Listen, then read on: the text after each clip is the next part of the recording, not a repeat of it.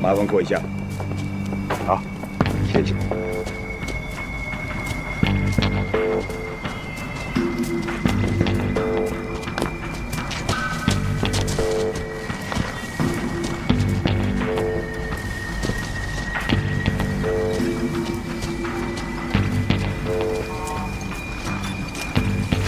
哎，干什么呢？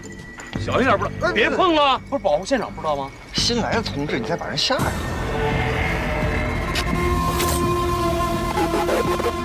没事吧？我第一次见尸体的时候，我差点没吐了。跟2月26日那起有关联吗？致命伤是一致的，利器切割喉咙。从伤口的走向来看呢，也都是左撇子干的。还有，死者都经历过性侵。上一起案件的受害者头部有钝器伤，指尖里残留有凶手被抓破的皮肤组织，跟这一次还是有不同的。那也不能排除不是同一个所为，没准上一次罪犯啊作案的比较仓促呢。如果真是同一个人所为的话，那他这一次准备的更加充分，性侵时还特意戴了安全套。那是八坏人。保卫科双雄的思路够一致的啊。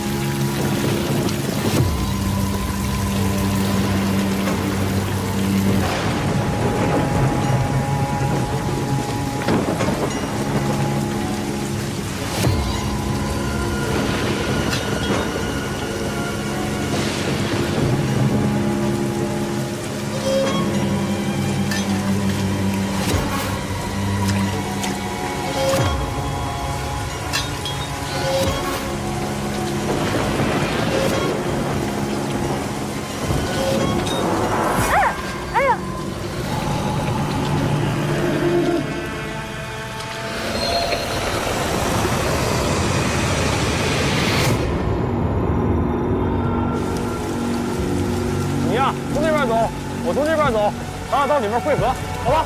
好。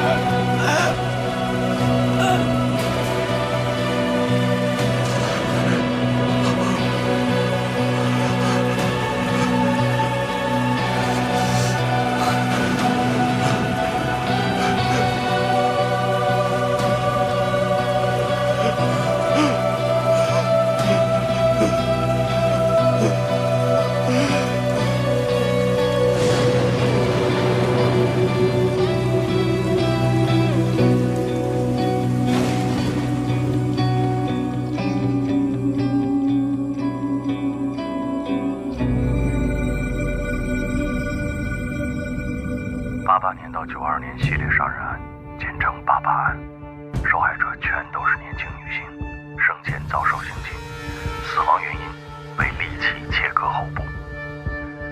凶手选择在居民区或者矿场附近的偏僻地点作案，作案时间选择在雨夜，以此来掩盖作案痕迹。从受害者伤口判断，凶手是左撇子，作案手法残忍熟练。92年，凶手在最后一次作案后突然消失，至今下落不明。嫌疑人有没有脱离你的视线？你比陈山和童志距离嫌疑人更近，但你为什么晚到了？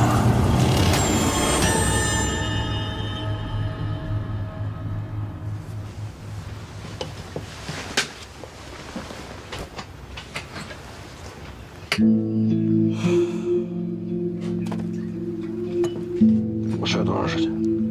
满打满算也就不到10分钟。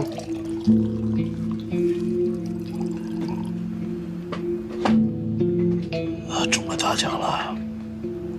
要不你再眯会儿？睡不着了，神经衰弱就这样。那你得多难受啊！我值个夜班都得缓好几天呢。这些都完事了吧？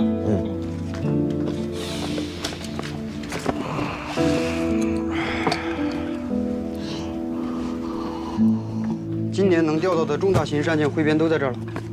这是女性受害者案件，这是男性犯案人员案件。卫队，后半夜冷，你自己注意点。好。你我先走吧，到时候我把电闸拉了。那行，你慢慢看。超来了，小班。来了，超。哎，卫队。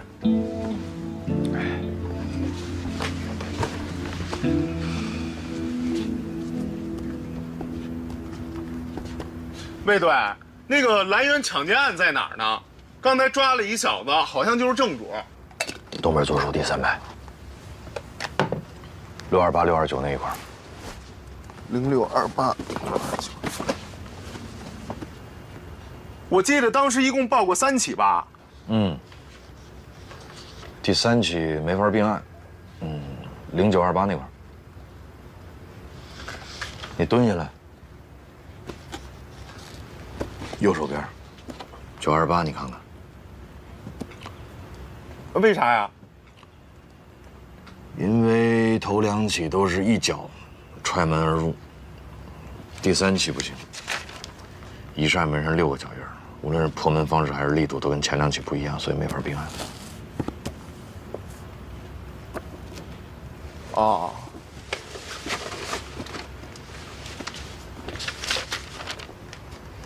就服你。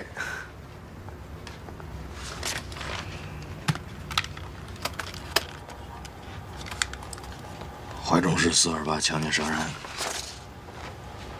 受害者为中年女性，生前确实遭到过性侵，但是经过尸检发现，致命伤在颈部，水果刀穿刺而成，而且还有多处的反抗伤，可见凶手暴力侵犯的力度并不大。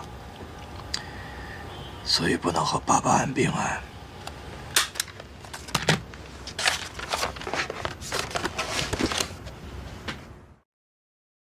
今天这行动怎么回事？没怎么回事，就是得了个信儿，说是有一群广州人要到我们这搞事情。孟老三知道他们住哪儿，我们就过去了。不知道行动之前要汇报吗？不耽误功夫吗？不是我报给谁，不是也得报给您吗？您这么英明，您能不同意吗？所以省了这个手续。再说我们就过去探探风，谁知道探来探去，宋哲那小子出来了，气死了。什么叫那小子？人家进队比你早，好不好？早了不起啊！但是当然您了不起，他不行。你对人家尊重点行不行？毛病有你。你还别说，宋哲这次啊，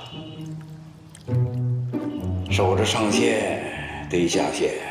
你没过去之前，人家捂住了5拨人，战绩不小的。如果没有你啊，很可能还会扩大战果的。我向他做声教检讨。你说说你们两个啊，提付出的事儿，组织上刚考察完，这都没问题了，你非要闹这么一出，你说现在你怪谁呀？我没怪谁啊，那怪你自己，你怎么办呢？那都是人民公安，都为人民服务，我有啥可怪的？当不当副处长能怎么的？行了行了，你觉悟高。哼，狐狸呀，吃不着葡萄，它够不到，它就说葡萄酸了。吃葡萄干你能哎，你小子是不是也该找个女朋友了？帮你没事整理整理呀，洗洗涮涮的。你看看你现在这个熊样。是不是谁愿意找我呀？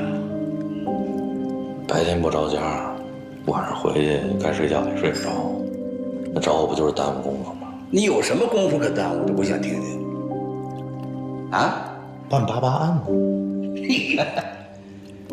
你呀，我问你，像这样一个强奸、杀人、恶性连环案的人，怎么就会突然4年不出现？难道他是良心发现，心说不干了？会不会得了什么大病，失去了这个作案的这个能力，甚至死亡？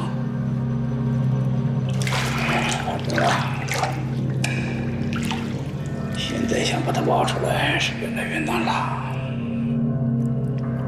那该挖也得挖呀。是啊，为了这个案子，你这没白天没黑夜的，把自己还真的折腾够呛，到现在这得了失眠症了。但是国平，在宁江也不止这一条案子，那些所有的案子也不都是你的。主次还是要分得清，要想得开，往前看。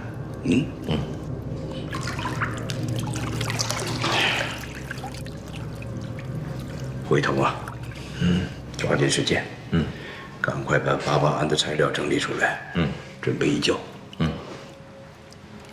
移交？对，凭什么？命令。谁的命令？我的。那不听。什么？我的案子我凭什么移交给别人？我的命令你不听吗？我的案子我就不能移交？你跟我拧是吧？那好，明天先去水库干啥？锻炼。去了去了，又不是没去。气我呢是吧？啊？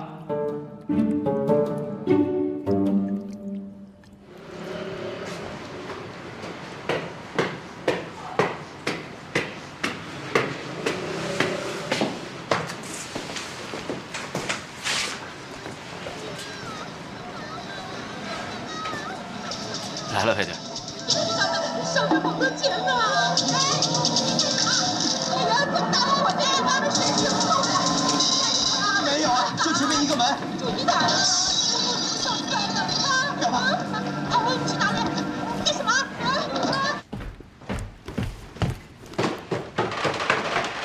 哎，魏哥您来了。哎，魏哥这边请。又到几盘啊？2盘，香港那边过来的。而且还是带字幕的那种。您呀就安心看。然后您看您想吃点什么？来，票钱。然后你再上隔壁老王那儿呢，给我端碗馄饨，多放辣油。好嘞。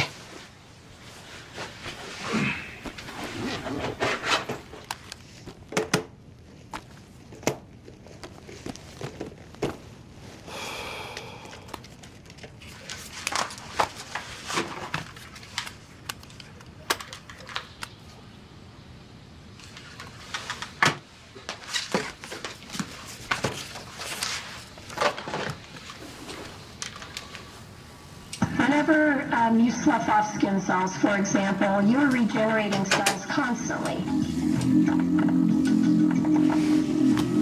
The cell that you have has the DNA in it, and in order to reproduce the cells, your body makes copies of that DNA.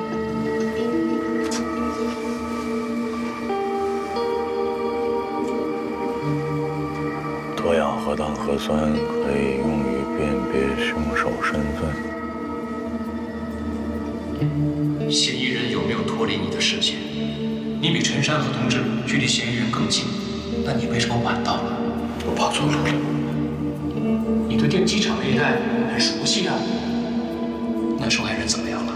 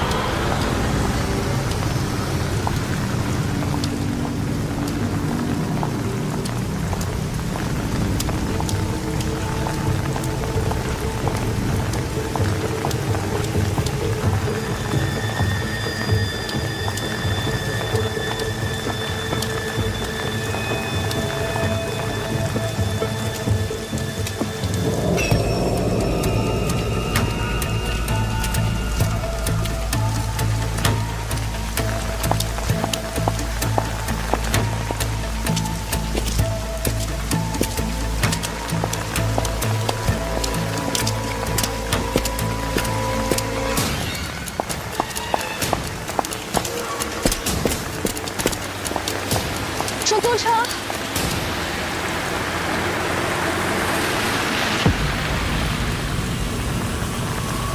坐车吗？不用了，谢谢。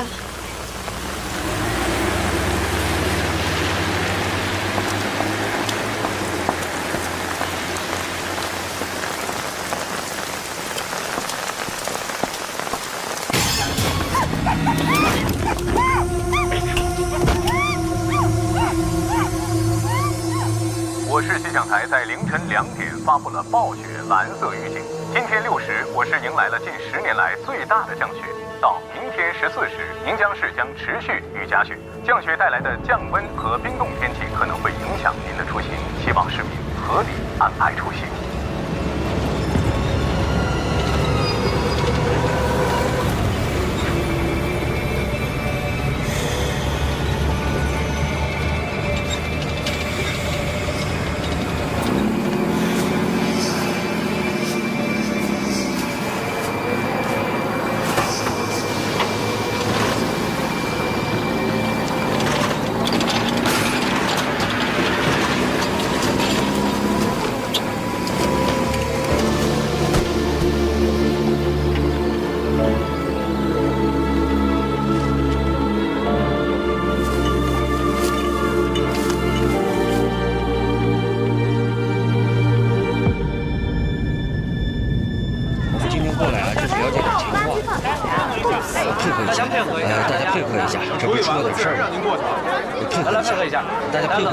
没什么大事啊。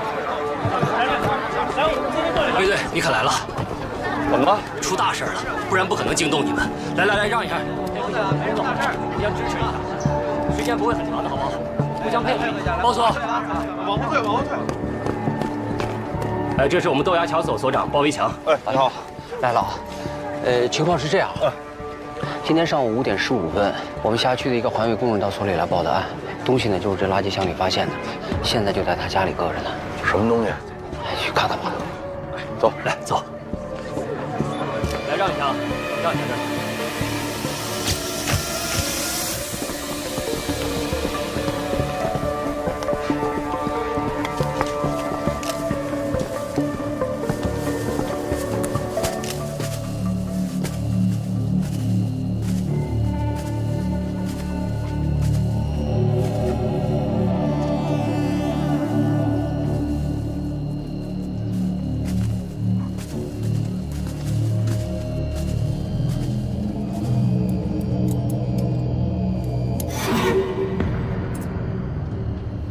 这是什么肉？疑似部分人体组织。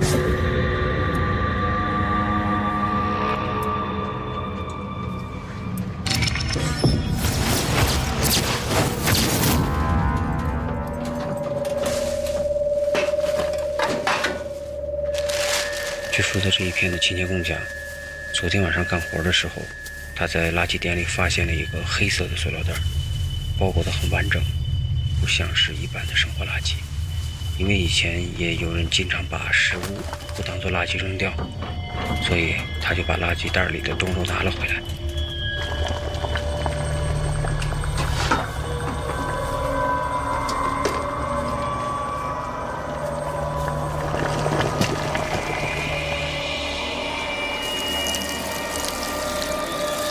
回到家里，他烧了水，打算为肉解冻，结果就发现了人的牙齿。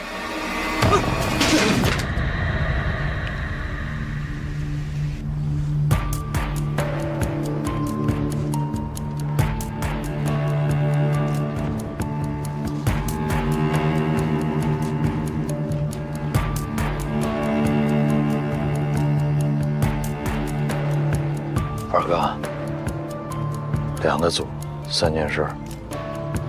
把今天所有咱们到场的警察都分成2个组，让咱们刑警做主导。第一组把外围沿途所有的住户都摸一遍，问问他们说从昨天晚上到现在谁在这扔过东西。第二组把你们辖区内所有的这个垃圾箱赶紧封了吧，一个一个查。他们所周边的这个4个辖区派出所，一个都别漏。明白。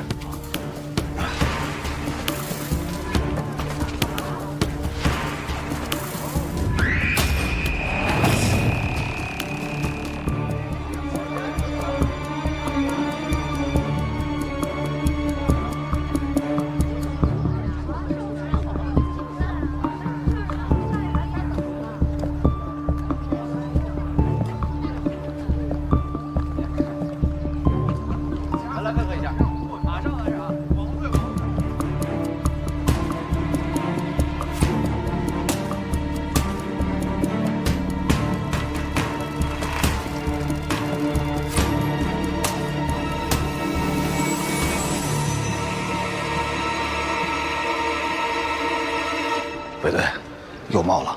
哪儿？四坡路。3队上车。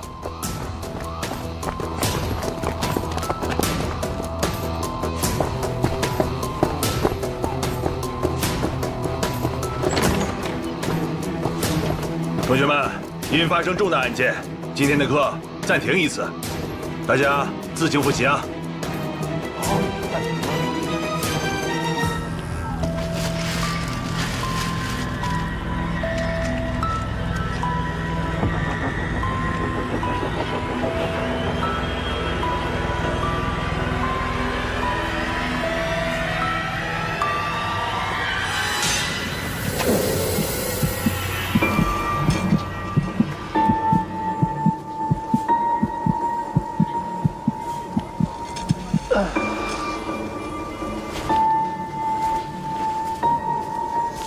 陈勇，去那边看看，了解情况。好，你跟我走。大姐，麻烦问一下，那段垃圾什么时候清的？我们一般是早晚各清理一次。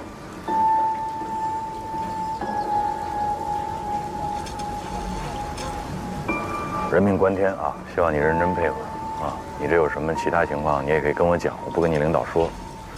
什么时候清的？我前2天滑了一跤，在家里歇了1天。所以哪天清的？前天下午刚拉走了一车。前天24号。好，哎，先去吧。来，24号，那就是24号夜里和25号抛尸的可能性最大。这2包尸块应该只是一小部分，至少还有60-70斤不知道在哪儿。二哥，那我有没有可能把这个时间线再往前拉？比方说23、24，假设都有可能有人抛呢？那如果要这样的话，那时候抛的会不会现在已经进垃圾处理站了？很有可能。那这垃圾这个，老包，就整个咱们这一片这个垃圾啊，一般是归置到哪儿？哎呦，真是，这样我赶紧安排人去问。赶紧。这个包明显比豆芽桥那个包要重得多。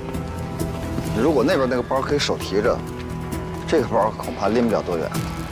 所以我怀疑凶手有交通工具，至少是个自行车。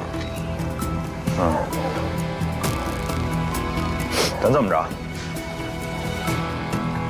假设是豆芽桥、四坡路、往西颐和南路、往南华中路，这是分进路是吧？对。抛尸案的特点一般是越抛越远，近的用手提，远的用交通工具。那豆芽桥这儿，有可能离案发地点更近。咱们这样，往前推，时间拉长啊，5天。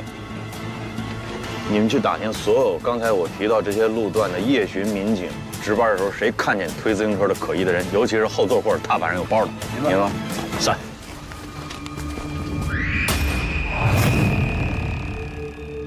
情况怎么样？结合刚才豆芽桥的，基本上是可以确定是人体组织，但是具体情况呢，要回化验室才能确认。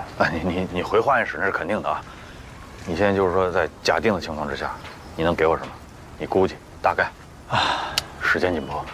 根据牙齿的情况，可以判断是个年轻人。有多年轻？15到35岁之间。面太宽，你给我收点。不是，它这里面是有一个生理差异化的问题，我们需要考虑。收。根据我的经验判断，20到25的概率最大。性别？这个是真不知道，我们现在掌握的证物太少。好，明白。谁让你来的？水库看好了？是。对。目前什么情况？今天早上，你讲。是，碎尸案，目前只发现了豆芽桥和这儿的2包，剩下的都没有找到。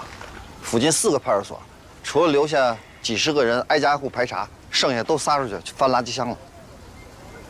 这样啊，现在这个案子呢，就由你来指挥。是。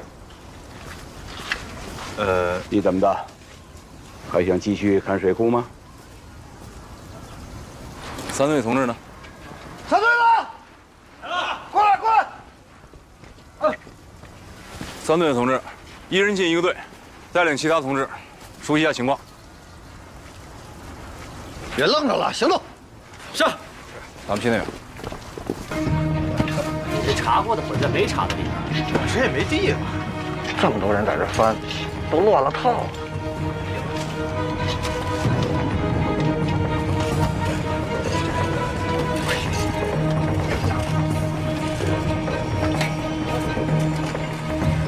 二哥，这什么地方？地哨厂早倒闭了。哦。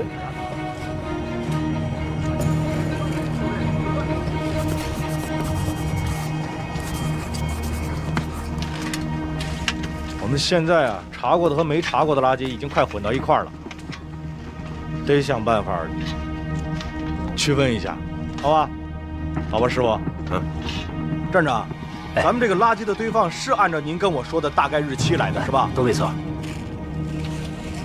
师傅，你们人多，先把离现在最近的门口这个25、26号这部分清出来，好吧？彭勇，你带组人，在围墙西头开个口子，把已经检查过的往印刷厂大院里边排。然后是22号这一片，垃圾最多也最有可能有线索，直接贴着它，从东面开个口子，扫完一部分就运出去一部分。等这2部分都清完了，地方也腾出来了，咱们再回头清23、24号这2堆。还是那句话，不光找石块，还要留意有身份信息的物品，好吧？好了，开走了。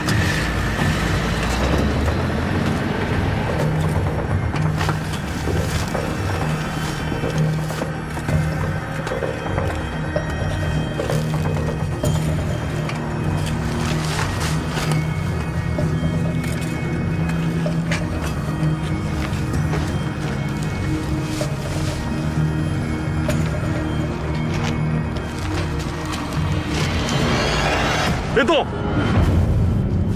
后撤！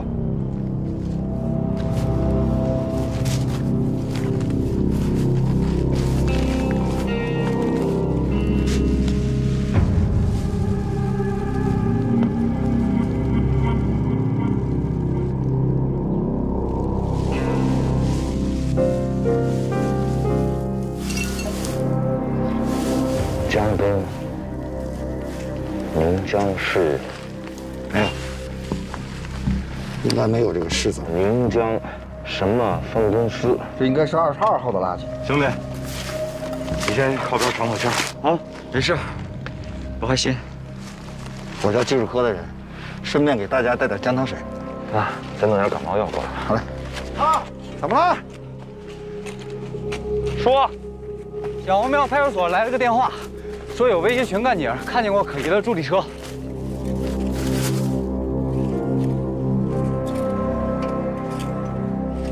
大哥，哎，我跟他去一趟，你把这趟看好了。好嘞，赶紧让技术过来。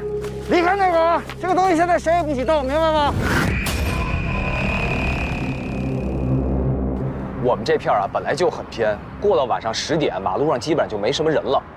22号夜里吧，那时候雨刚停，我正好在马路对面处理一个最旱的事儿，然后我就看见一个人骑了一辆助力车，从这条路往上面走了。踏板上还放了一个桶。那个时候我把最旱的事处理完，我又看见他从那儿出来了，大概是3点多1点吧。他去哪儿了？哦，往那边去了。哦，奔市区了。对。当时他看见你了吗？应该是看见了。啊，你穿制服了？穿了。好，先撤了。哎，感谢，辛苦，谢谢。这里边再查查去。这里头查？不是头，你是怎么断定他是过来抛尸，不是住在这附近的人啊？人刚才怎么说的？这人过去又回来，都是从他们眼皮里过去的，人就穿着制服，那说明什么？说明他对这地方根本就不熟，怎么还可能住这儿？啊，对了，头，这里头所有的垃圾桶，派出所的同志全都翻遍了，结果呢，啥都没有。就像你说的，他可能对这地不熟，没找到垃圾桶，他就没抛，带着东西就走了。你真觉得这是垃圾吗？能带来带去的跑？那就算那里头有啥，你不会认为就凭咱俩就能把东西翻上，不回队里？你现在啊，帮我一忙，啊，做好一件事，啊，这啥事儿？把嘴闭上。好。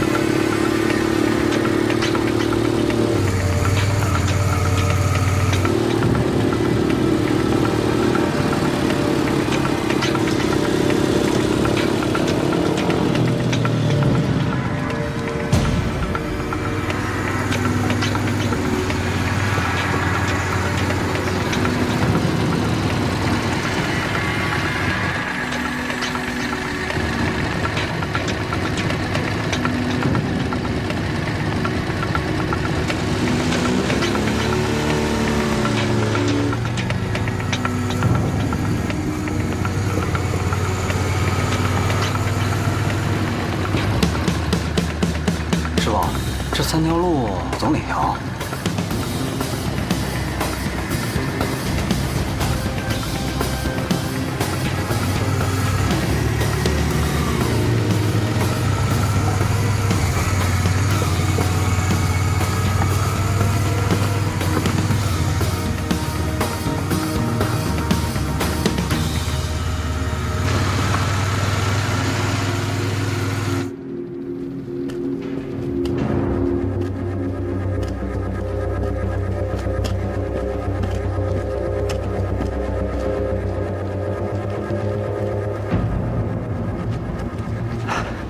这店可太容易藏东西了，找都不好找，一点火什么都没了。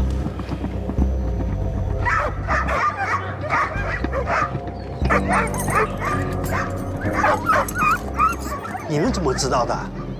那天晚上狗一直叫了好长时间，就一直冲着那个大门外面叫的。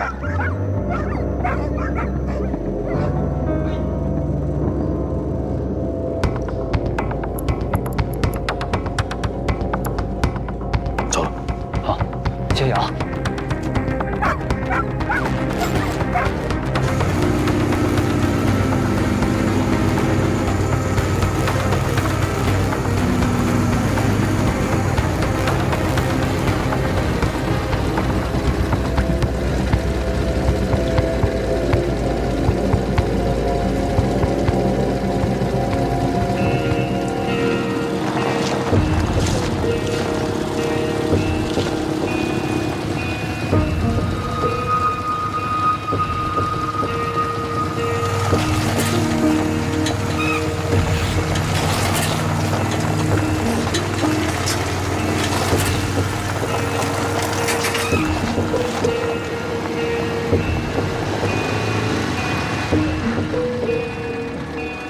屁股都给我颠碎，这上面这么大雪，这下面咋这么快停了呢？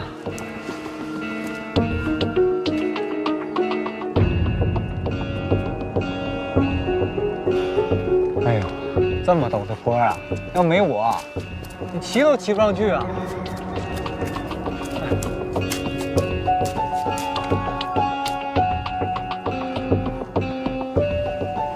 这没有车能走的路了。他再提着重物，要我是他的话，很有可能就把东西直接抛这儿来了，应该就在这附近。啊？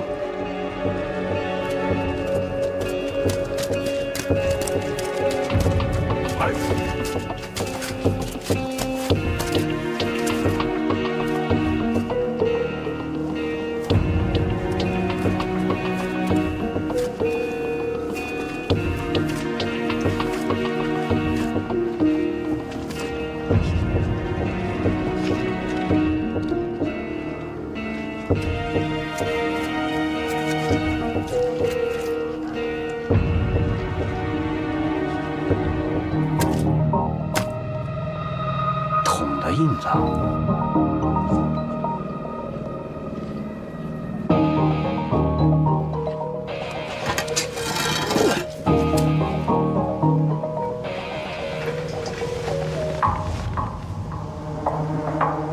把东西扔到这儿，我们这东西已经很重要啊！下去看看。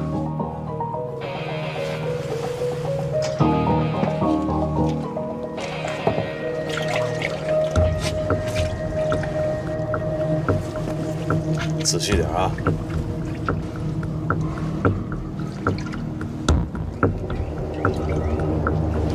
一寸一寸摸。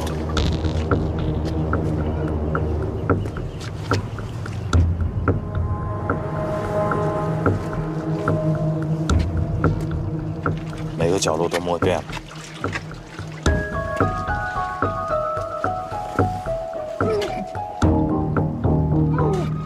摸着了。不管摸着什么都别吐里边啊！忍着点。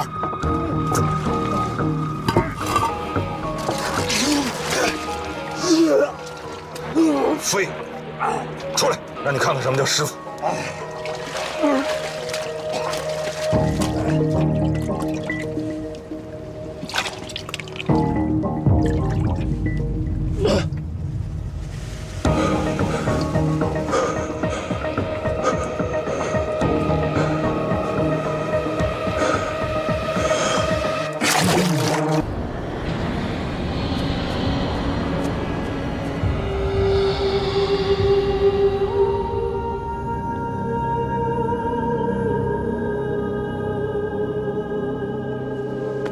那把衣服拿来，快换上。哎呀，没感冒了。志远，怎么抖这么厉害呀？吓着了。那是个人啊，活生生的人，就那么被分尸了。所以啊，我们呢就得对得起他。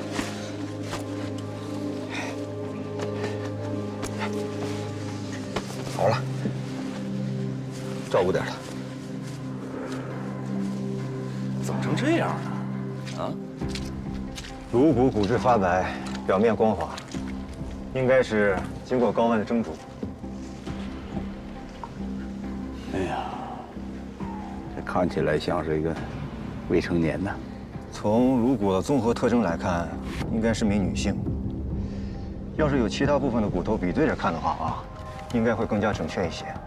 我们刚才在垃圾场看到了疑似女性的长头发。我们看这脑瓜顶上这个切口这痕迹，怀疑就是剃头的时候造成的。这个恢复原样需要多长时间？颅骨破坏的比较严重，这轮廓点呢都已经不清楚了。要拿回化验室做一个手工填补，还原这个颅像。但是这样的话呢，还原的准确度不会太高。你能不能说点有用的？什么快说什么，快点！垃圾都分完了吗？没有，回去接着干，干得精细点啊！哎，知道。就把那衣服拿着。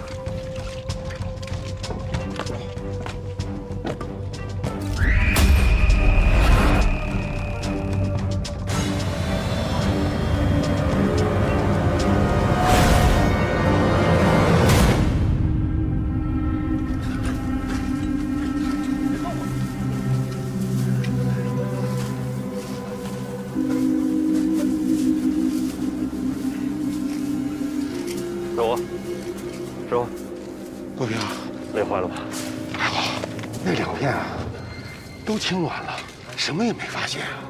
我们刚得到消息，受害人是女性。女的？所以是这样，一会儿跟大伙儿讲一下，一旦发现尸块，尸块周边的，特别是女性用品，一定保护好，千万别给碰坏了。我们会第一时间把技术叫过来弄。好。还有，你们在捡垃圾的过程当中啊，如果发现有什么东西，明明看着好像不应该是扔进来，但是不但扔进来，还给破坏了，这些东西也留神。好。啊，交给技术统一处理，好吧？好。哟，注意女同志的用品啊！有女同志用品注意一下啊！大哥，谁敢吃这的啊？没说给我带一件呢。我跟汤，我们俩又发现一包，在哪儿？在一个排水渠里。失踪人员名单给咱们了，我刚催过，各派出所正在统计，随时就能送过来。真够慢的。这个巡警啊，是22号晚上发现的疑似抛尸的人，所以呢，你跟派出所说一声，就让他给我查22号之前失踪的20到35岁女性名单，别的不要，明白了？让他快点，我再打个电话。陈叔，陈叔，咱们工厂那个要不要跟卫队说一声？人家现在排查的是失踪人员名单里的人，稍高啥情况不知道呢，别给人添乱，赶快过去。哦，好。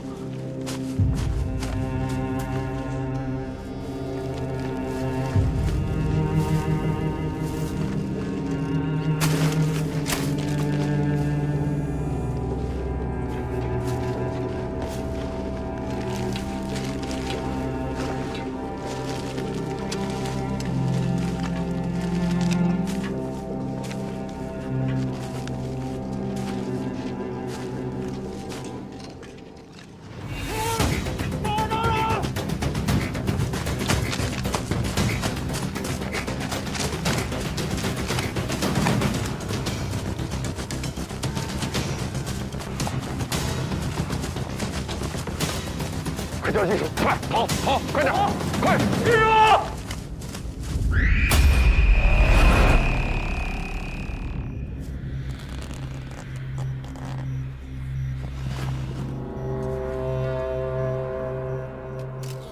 这跟早上那包一样，全是肉，没有骨骼。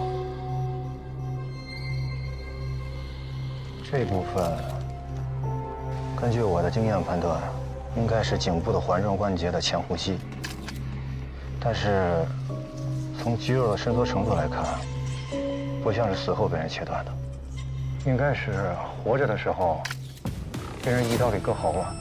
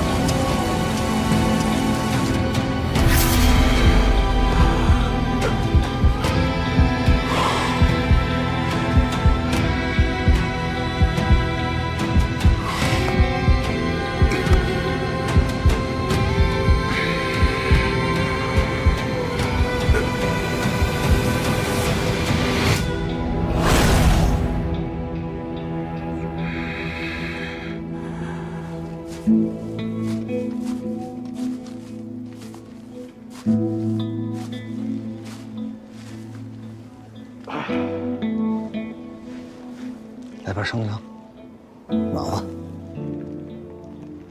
哪儿捡的？你嫂子给带的。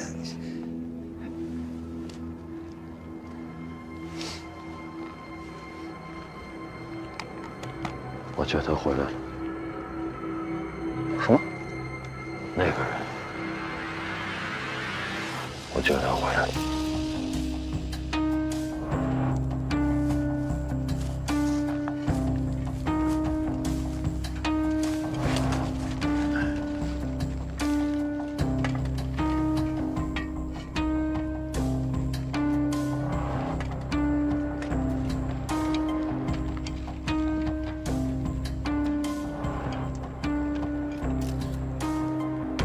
少天进卧室啊。来。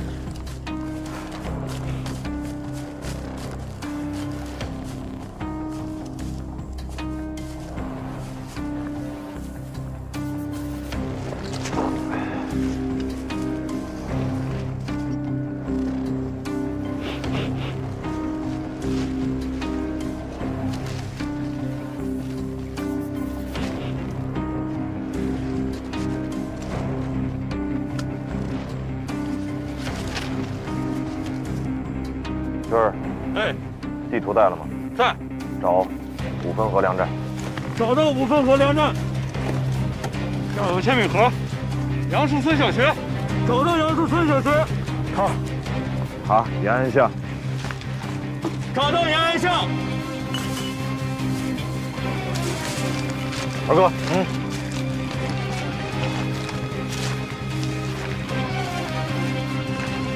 五分河粮站，杨树村小学，延安巷。这个中的话，福安里。福安里。这包石块是从幸福小区的垃圾箱运过来的。那二哥，你手里跑个头吧。好嘞。二叔，就这些蟹壳子、碎酒瓶子，怎么确定是这个小区的？想知道啊？啊，你教教我。去，问你师傅去。你等等我，你别走啊！师傅，你教教我，这么晚了，别让二叔去了，我去，保证完成任务，行不行？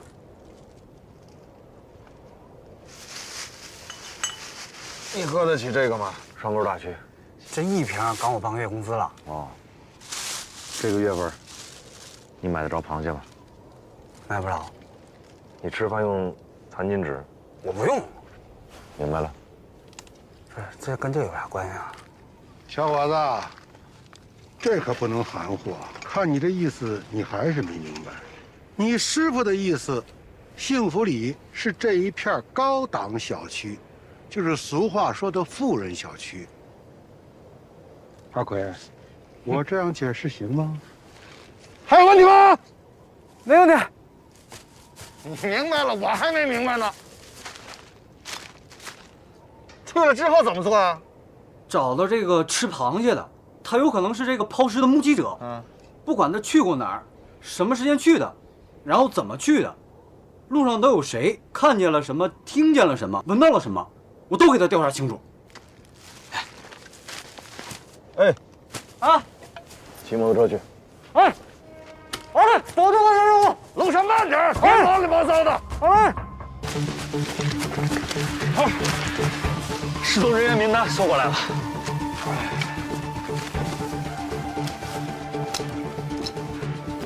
这是近3个月内报告给各个派出所的。新的摸排开始了吗？得等2天，说是人手不够。那是2天之后才能把结果送过来，还是2天之后才开始？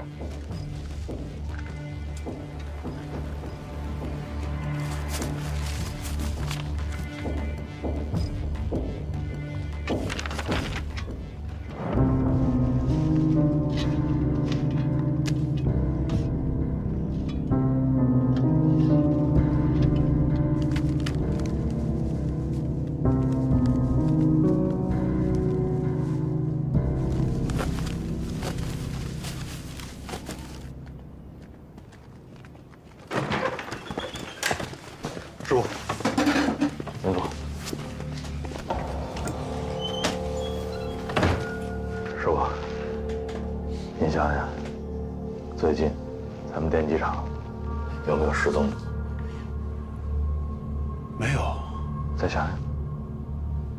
没有啊。高秀莲。哎，厂里人撤案了呀。我人找着了是吧？没有。没有，为什么撤案？对，人家家属能同意吗？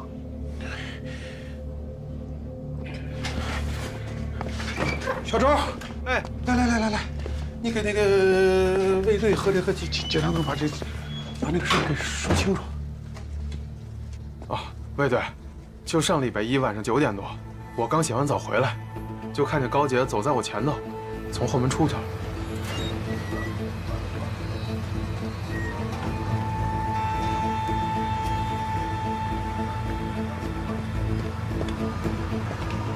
哎，师傅等一下，哎。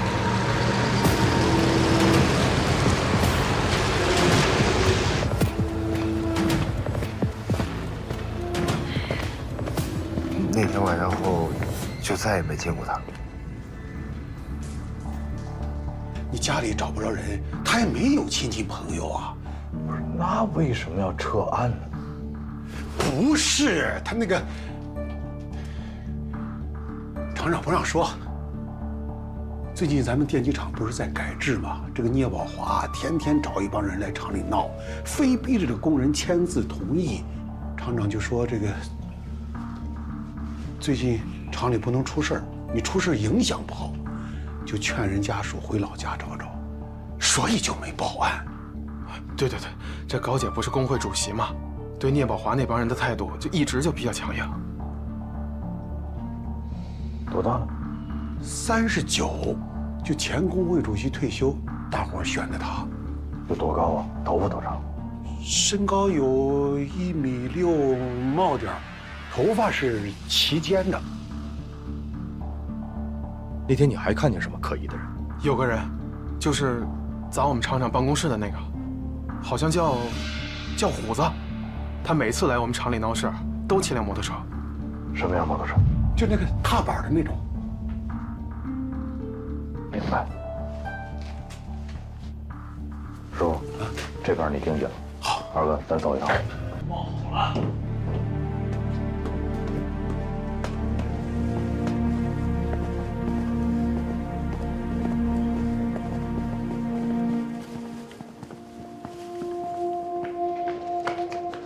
大哥，没事吧？放话出去，刚才打我那小子，我要他一只手。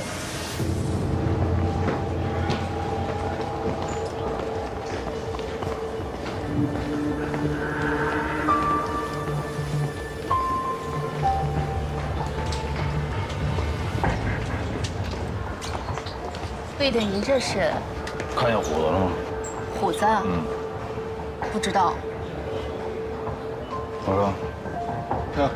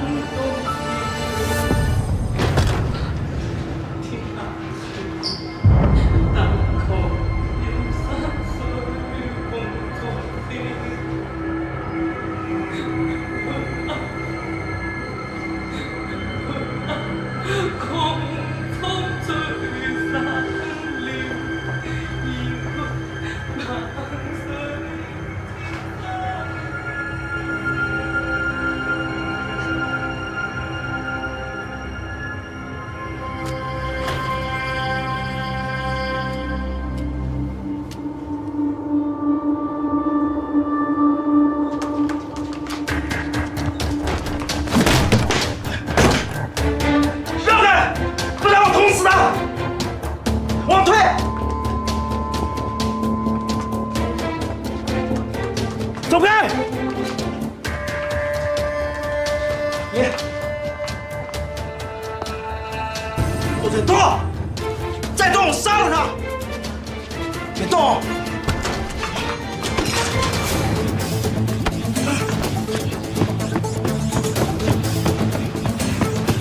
让开！加油！别动！使劲！加油！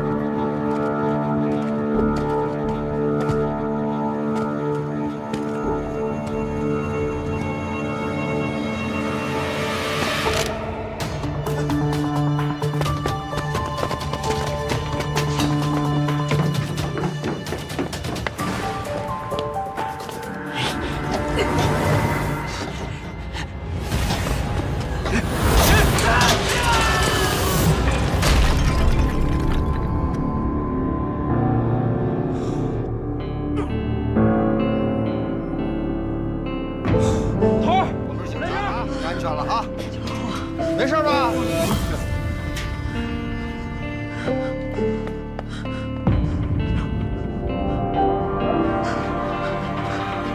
事，马上来人，马上叫你出去啊！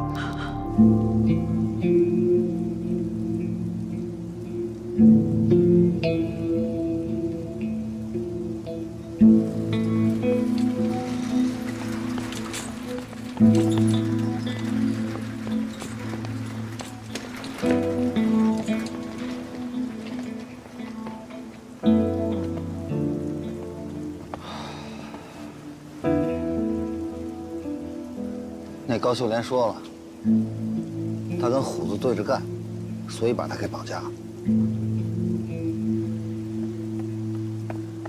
那个前户所问这案子是咱们接手还是移交分局啊？移交分局。头儿呢？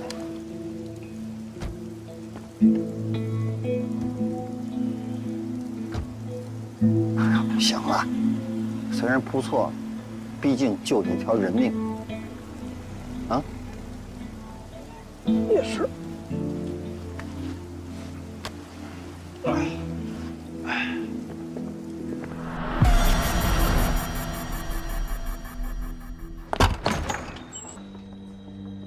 有没有可能和88年226案挂上钩？受害人都是年轻女性，都是歌喉。88案前前后后都在下雨，这碎尸案前面2天也下雨。宁江1年有多少天下雨，知道吗？啊，平均5到6个月。您觉得？本案受害人遭遇性侵了吗？目前看不出来。法医提供的喉部伤口与88系列案件受害人的伤口比对结论呢？现在没出来。碎尸案最主要的特征是碎尸，88案具备吗？没有。这些条件都不具备，单凭一点点关联性就听出并案，你不觉得有点信口开河、异想天开吗？胆子也太大了吧？哎，吴教授，案情分析会胆子大点有什么坏处吗？时代在进步，科技在发展，我们破案的手段已经在逐年提升了。犯罪分子犯罪的手段为什么就不能升级换代呢？我们假设一下啊，说这个犯罪分子88年那个割完喉，他潜藏起来了，一藏就是藏了4年。突然有一天，他被一个身边熟悉的人知道了他的情况，于是他决定必须要杀人灭口，但是又害怕我们警方牵扯出来他的社会关系，于是只能选择碎尸。碎尸正好能掩盖他割喉的手段。请问这么想有问题吗？这么大胆的想有问题吗？喂，你冷静一点，都理解你的心情啊。照你这么说，88案的凶手是为了掩盖自己的犯罪特征才碎了尸，是吧？可以。那我就问你了，那为什么选择2月26号这么敏感的日子来抛尸？这可是88案发现的那一天啊！难道他怕我们推测不出来？灯下黑，你不知道吗？不是，非要把碎尸案跟88案扯上关系，这太牵强了。为了为提出并案，我觉得个人色彩太强，我认为会影响我们目前办案的注意力，不建议采纳。什么叫个人色彩太重了？哦，您是觉得说我要并案，我是因为我这么多年心里这坎儿过不去吗？我难道不是吗？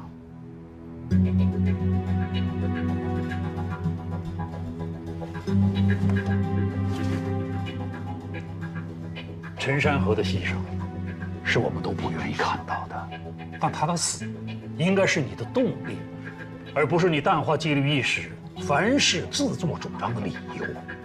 对，你这些年是做出了不少成绩，但我也听说，麻烦也没有少惹。回到案件本身，不要因为个人情绪而陷入偏执。喂，领导不理解，我特别理解你。我用不着你理解宋哲，你说什么都可以，唯独这件事你理解不了。你说你今天跟那吴教授较什么劲啊？人家省里来的专家，旁边还那么多领导，咱同行都在那看着。你多少你得给人点面子。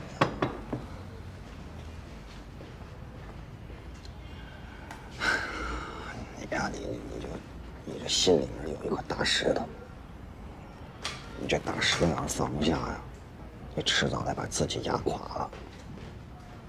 来，哥几个，谢谢啊，菜齐了，吃饭，吃饭。来，老板，你这个这都什么菜啊？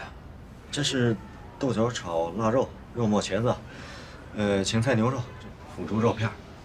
肉呢？里边有啊。啊，那个最近不是天气不太好吗？下雨下的多，你吃点素菜解毒。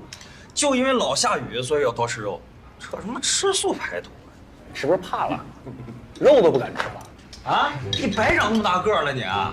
行，你不，老板，给你添个麻烦，麻烦把这4个菜帮我回个锅，该添多少肉添多少肉，好吧？行，不好意思啊。小飞，托盘拿来，把麻烦了啊，把菜撤了啊！哎，没事。谢谢啊。不好意思啊，哥几个，哎，这红烧肉算我的。你们都是小汤的哥们儿，那也是我的哥们儿。其他菜重做，很快啊！稍等。谢老板啊，抱歉，谢谢啊。我知道啊，你徒弟远志有心理阴影，你们也别笑话了。你们二叔我当时也出现过这种情况。我想你们那年的时候啊，碰到第一个案子啊，陈尸案，还是个老奶奶，水里泡了6天。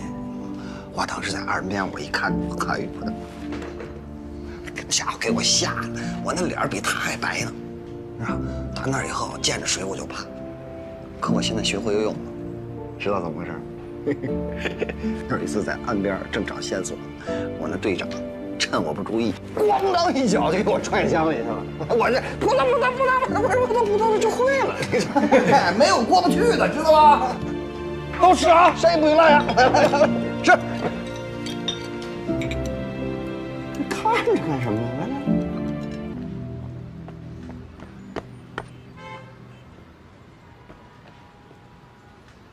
你怎么知道我要查性爱的？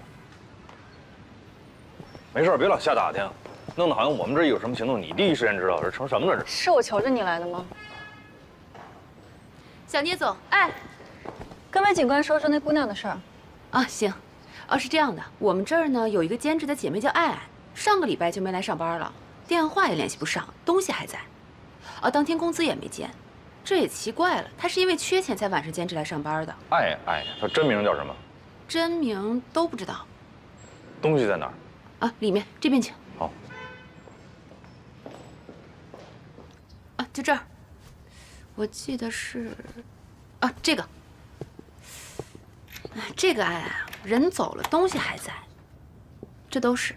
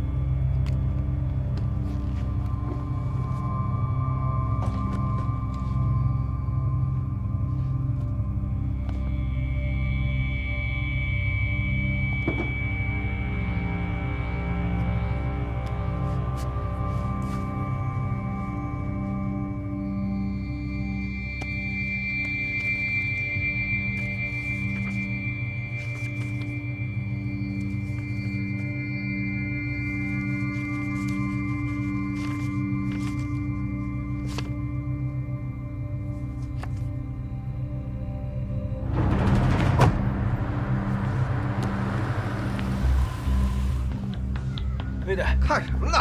啊？哎，走，不是走，魏队在车里呢，你别废话。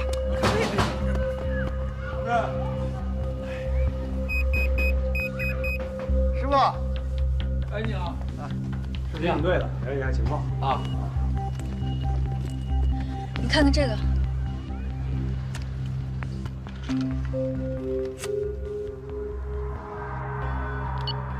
他们说这个爱真名是爱英。爱英。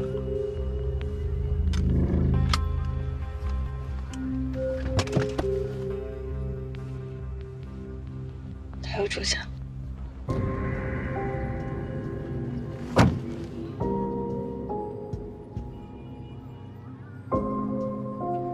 不一定。别瞎猜，回去。我要看你亲手抓住他。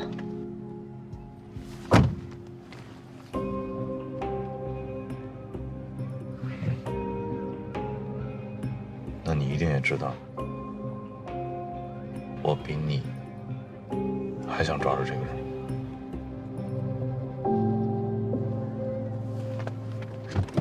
又怎么了？把衣服拉上。我不冷。这是幼儿园。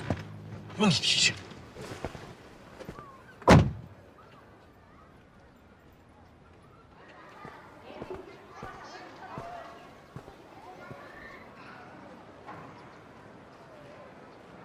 怎么了？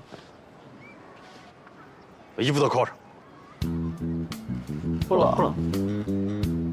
幼儿园。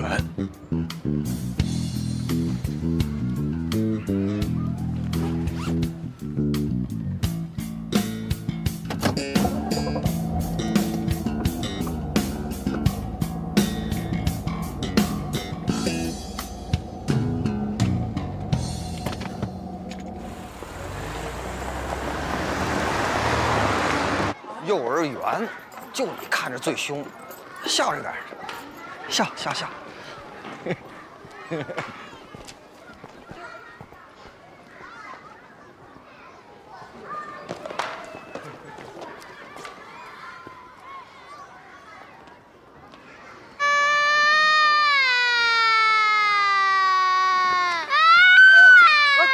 乖，不哭啊！叔叔是好人，真乖。来，怎么了？洋洋不哭了，告诉老师怎么回事？怎么回事？不哭了，好，不哭。上个礼拜三，小艾老师跟我说家里有人病了，请了探亲假，这不，到现在还没来上课呢。是他本人请的吗？是啊，直接跟我请的。你能不能看看他这个办公室？哦，这边。哦。这就是小艾老师，孩子们都很喜欢他。他虽然年轻啊，但是工作很有热情，而且特别有亲和力。听说他们家还是书香门第呢。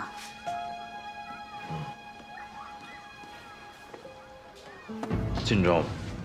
是啊，这个是上个月初参加市里那个文艺汇演时拍的。这张照片我能拿走？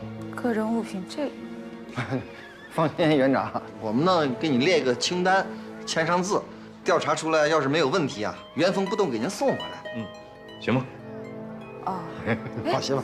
这个小艾老师到底出什么事儿了？哎呦，她可真的是个特别好的姑娘，跟大家相处啊也特别融洽。你也别多想，我们就是提前了解情况，行吗？行吧。好，记好了，别落下啊。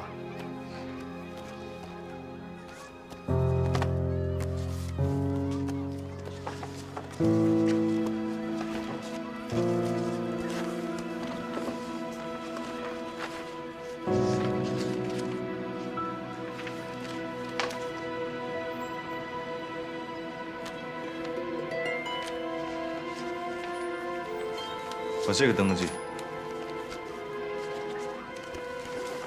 他们家住哪儿？住北雨路那边。北雨路。具体的我就不知道了。好，把这个收着，签上字儿，给园长留下。来，啊，我签了。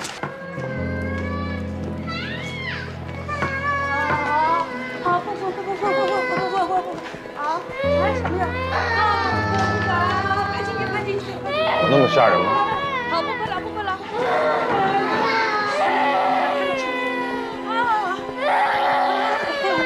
走了。好嘞，谢谢啊。哎，不客气。好嘞，再见。程勇，找个医生看上写什么。好。你去看那个名单剩下那人啥情况。好。二哥，咱俩看看艾莹那边。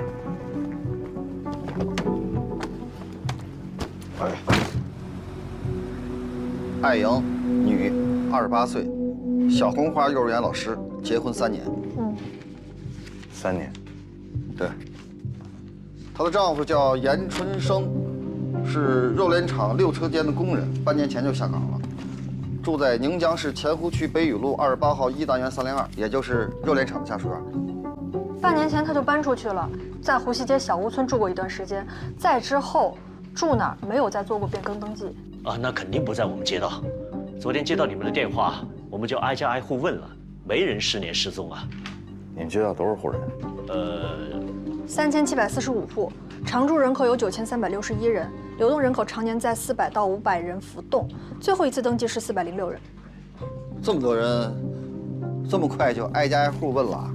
差不多，差不多。你们所还多少人？都出去支援了，能动的就我一个。北雨路和小屋村，平时房租多少钱？北雨路60，小屋村40块左右。啊，地图。啊。来，麻烦你把这个房租40块钱以上的地方都划掉。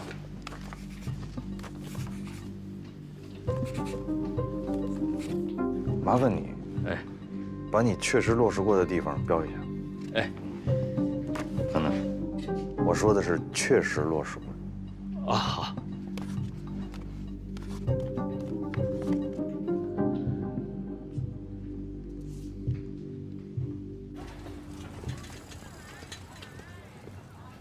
这墙里就是热联厂的库房吧？对。严春生这个人呢，这是3棍子干不出一个屁来。以前在厂里的时候啊，谁不是一块喝个酒呀、跳个舞啊啥的？就他跟谁都是不怎么搭理，直眉瞪眼的。要不头一批下岗呢？哎呀，这严春生性格很内向啊。他媳妇是老师，这性格应该是外向的，还行。这感情互补了，这感情应该很好吧？还有啊，那会儿咱们住家属院的时候，我就听别人说这2口子吵架，严春生差点把他媳妇儿掐死。为啥？哼，好像是说他媳妇儿有病，生不出孩子。那儿就是他干活的地儿。来，进来看看，两位。来。来里头。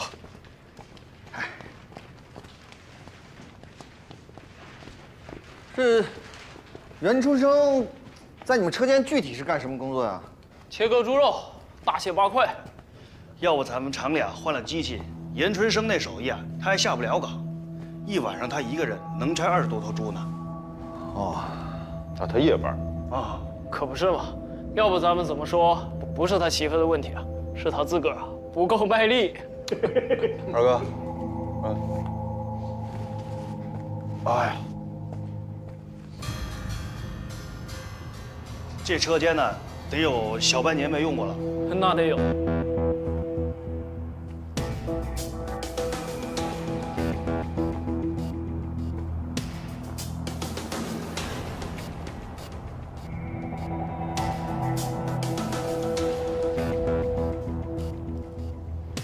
那会儿他就是在这儿工作。对，就这儿。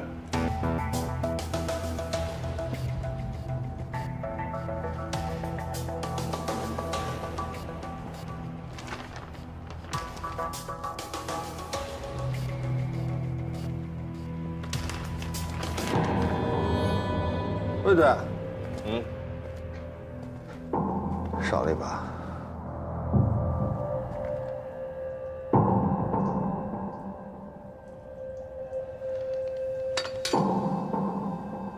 应该和这把是一样的。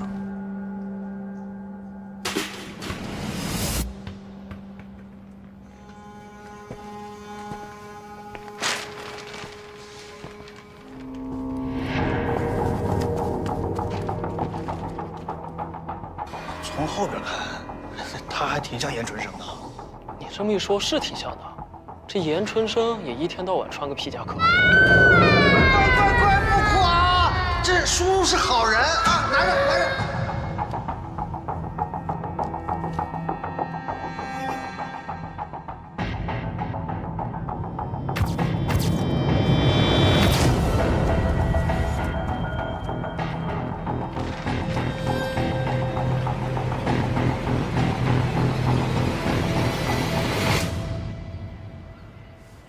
我们真的挨家挨户都问过了，没有。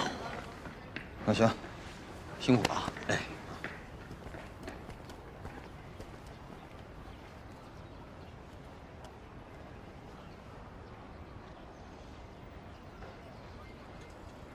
怎么了？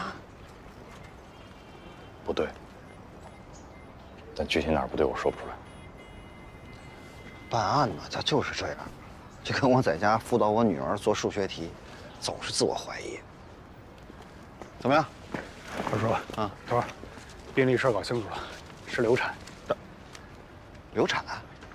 艾莹不是不能怀孕吗？搞错了。那就言春生有问题。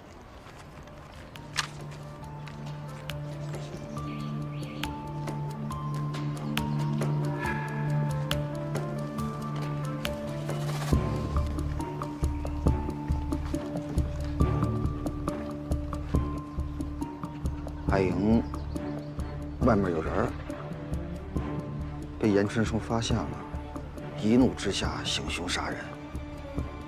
这俩人结婚3年，再加上肉联厂每天晚上夜班，严春生根本没有时间再作案。这下杀了人，正好可以利用肉联厂的设备和环境，随时再抛尸。肉联厂还有拉肉用的电动车。严春生，看来这次咱真的要钓到大鱼了。哄了半天，那孩子说看见男的身上全身是血，我问他在哪儿看到的，他说就在前面那个路口的拐角里边。强哥，等会儿吗？啊！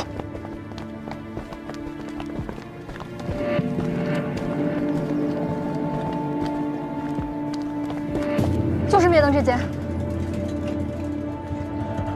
你们俩从后边兜过去，二哥，咱们走。走。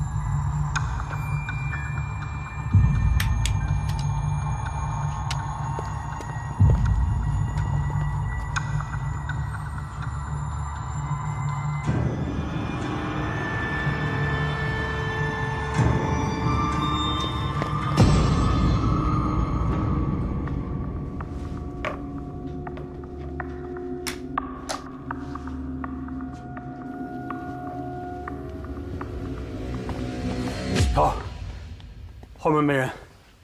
二哥把照片给他们，你赶紧去找唐宋楚，让他们组织人抓捕，别让人跑了。快！好。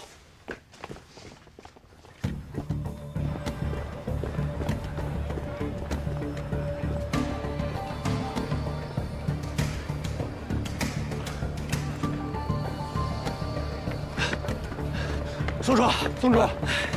怎么了？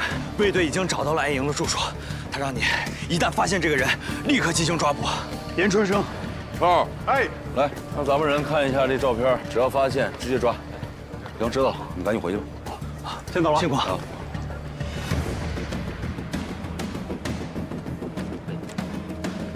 刚下班吗？刚下班。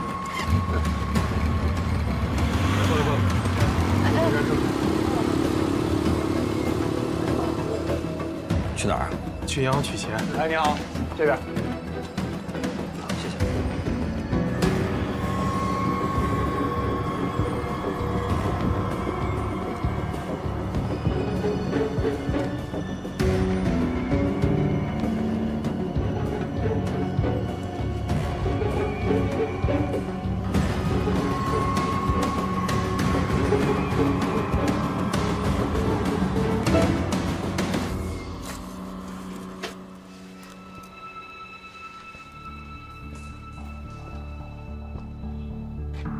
这炉灰还是干的，没准昨天用过。不好说呀，没准人今天还用过。如果严春生在屠宰场进行的分尸，那这个地方很可能是第一作案现场。所以我们现在着重要找血迹，尤其是喷射状。对。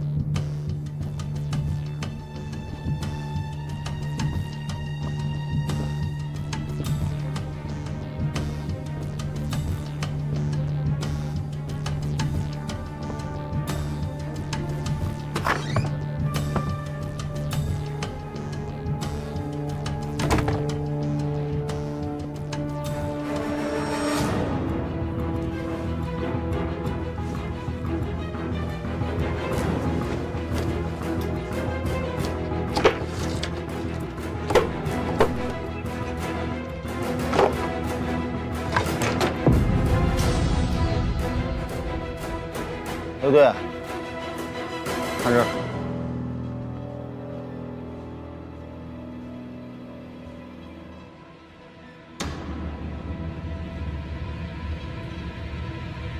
救赎应该快到了。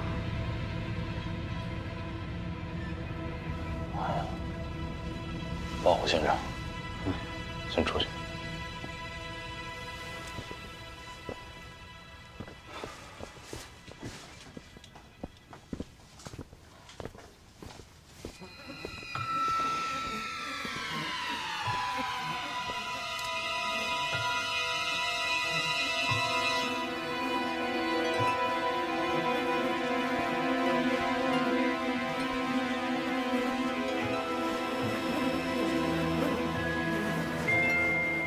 二哥，啊，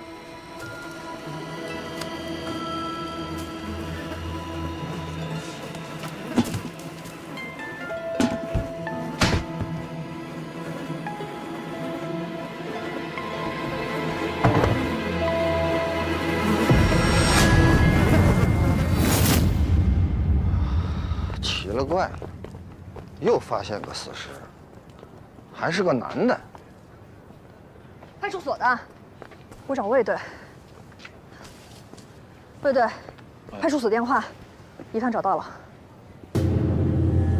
宋庄那边来的吗？不是，疑犯自首了。啊？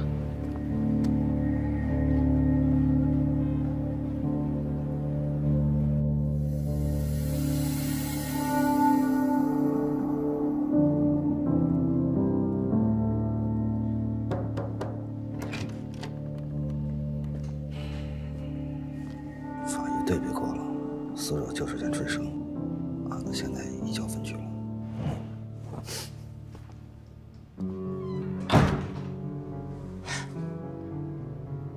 他早就该死，他不是人。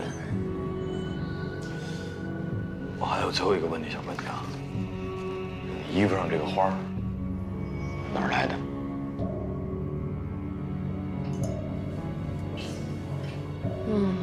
是个胸针，之前参加文化宫活动的纪念。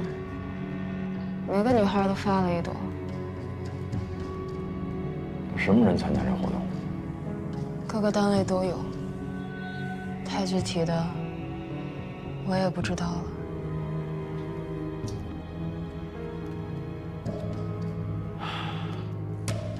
演出去吧。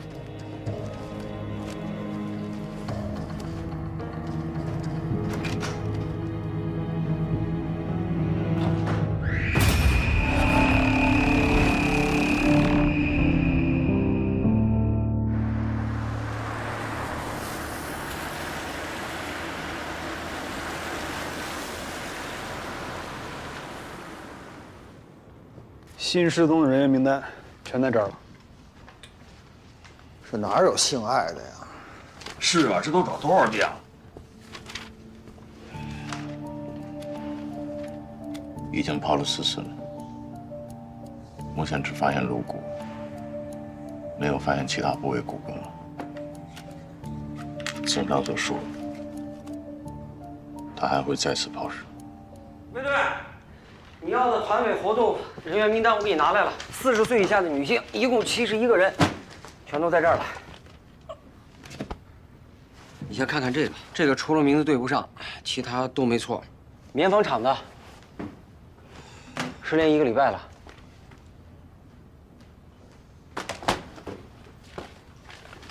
你这肯定不对啊！第一包衣服是21号抛的，他22号离的场，时间上对不上。老郭，再核实一下。对，联系一遍，挨个落实到人头。好。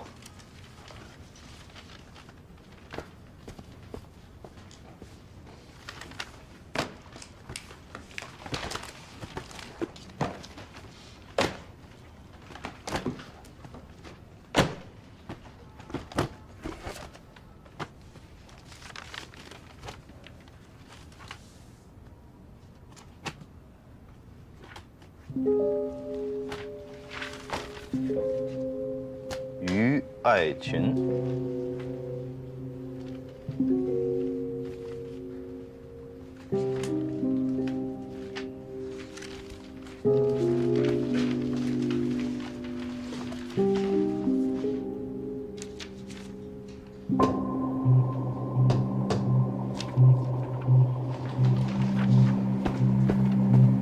没事。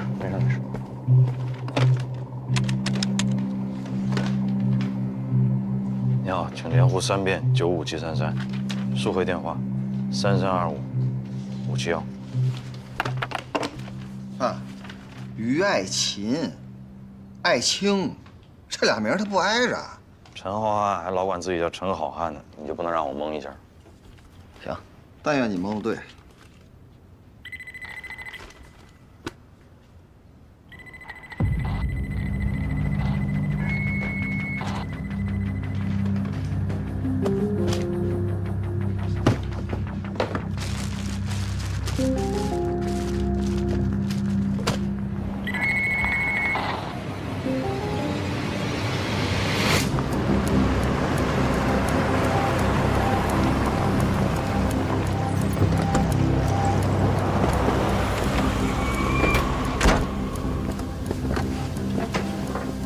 二哥，你跟那个霞岳派出所同志还有这个保卫科，你们把整个校园摸排一遍，犄角旮旯别跑。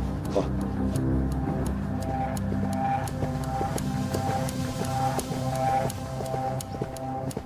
这个于爱琴啊，是我们学校95级的新生，她同宿舍的同学说呢，上周5就离开宿舍了，去干什么咱不知道，可到现在这人都没回来。记下来啊。你等一下，我给你叫人去。哎，跟于爱琴一个宿舍的，来，出来。这几位跟于爱琴都是一个宿舍的，快。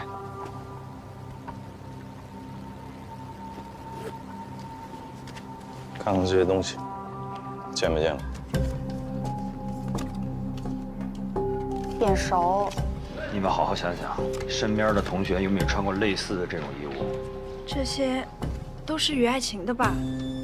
哦，对，你看这双鞋子，这好像是她男朋友送她的那双。男朋友叫什么呀？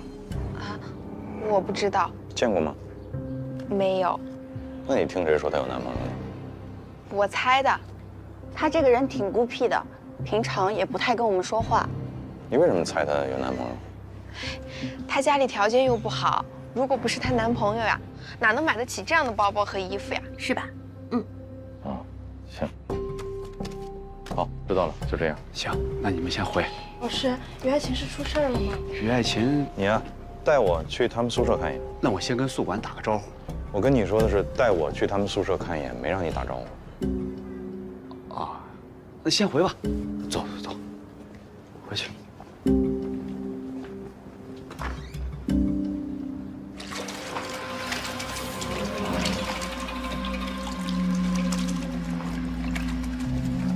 哟，薛老师，今天没课啊？没课。哎，薛老师，你知不知道学校里面发生什么事儿了？哎呦，我感觉这事儿还不小呢。外面来了好多警察。今天啊，老张一早就去科里了。哎呦，看他着急忙慌的，连早饭都没吃。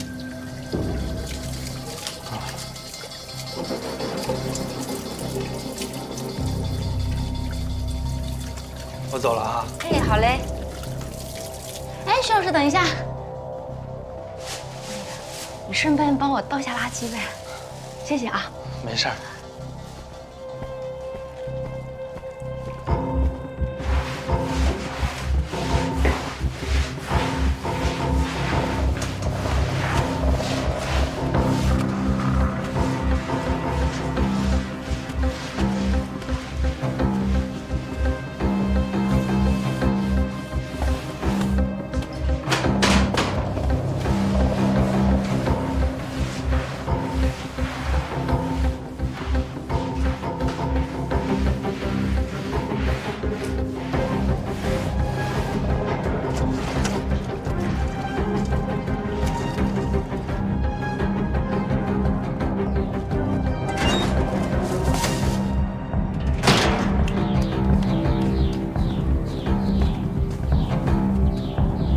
篮球场旁边这个楼啊，就是小教学楼，这栋楼也是。你看后边那个是教师的宿舍楼，教师的宿舍楼后边呢就是男生的那个宿舍楼。有学生不知道怎么回事，把吃过的骨头他丢在解剖室了，要是跟蛇缠了混在一块怎么办？外头也进来一些。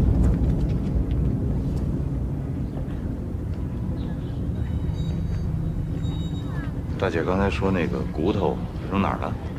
实验室。实验室在哪？就楼后头。带我看看。那走。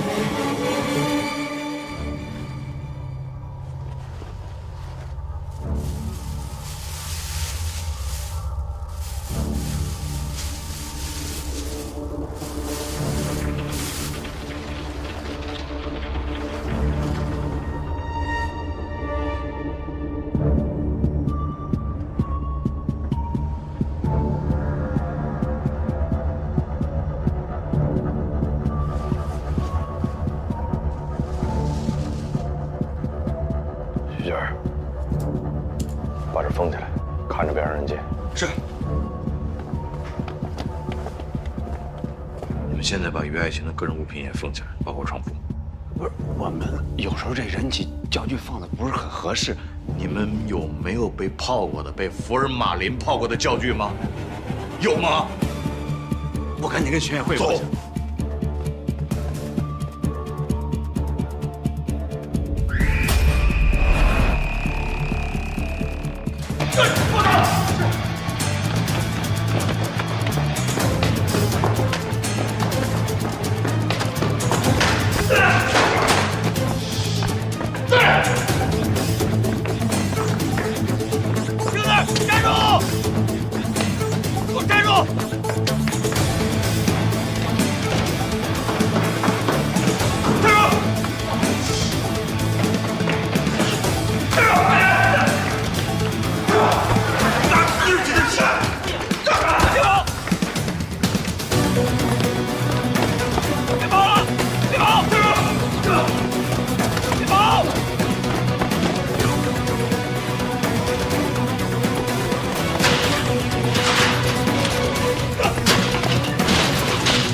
你跑不了了。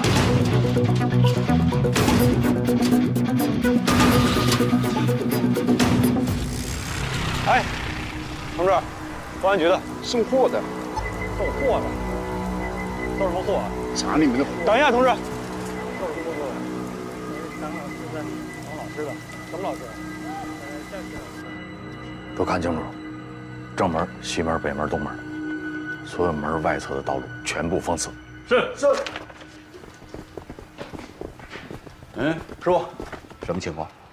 我们刚才正在这儿走访于爱琴的信息，巧了，在一间解剖课教室里边发现了人骨。正常教学使用人骨都得经过这个福尔马林处理啊，但是这个没有。你怀疑于爱琴的？技术正在检验。问题是上一个刚刚使用这间教室的一个教师，解剖课的，叫薛家健，见着我们掉头就跑，我们还没追上，应该是还没有跑出这个教学区。你现在怎么办呗？关门大口啊！我现在是已经跟整个这个学校的这个保卫科都通知了，所有的门必须封死，女教职员工、女学生都可以走，男的一概不放。但是，因为这个学校呢依山而建，有这么几段围墙啊可能会漏鱼，所以必须安排专人来盯死。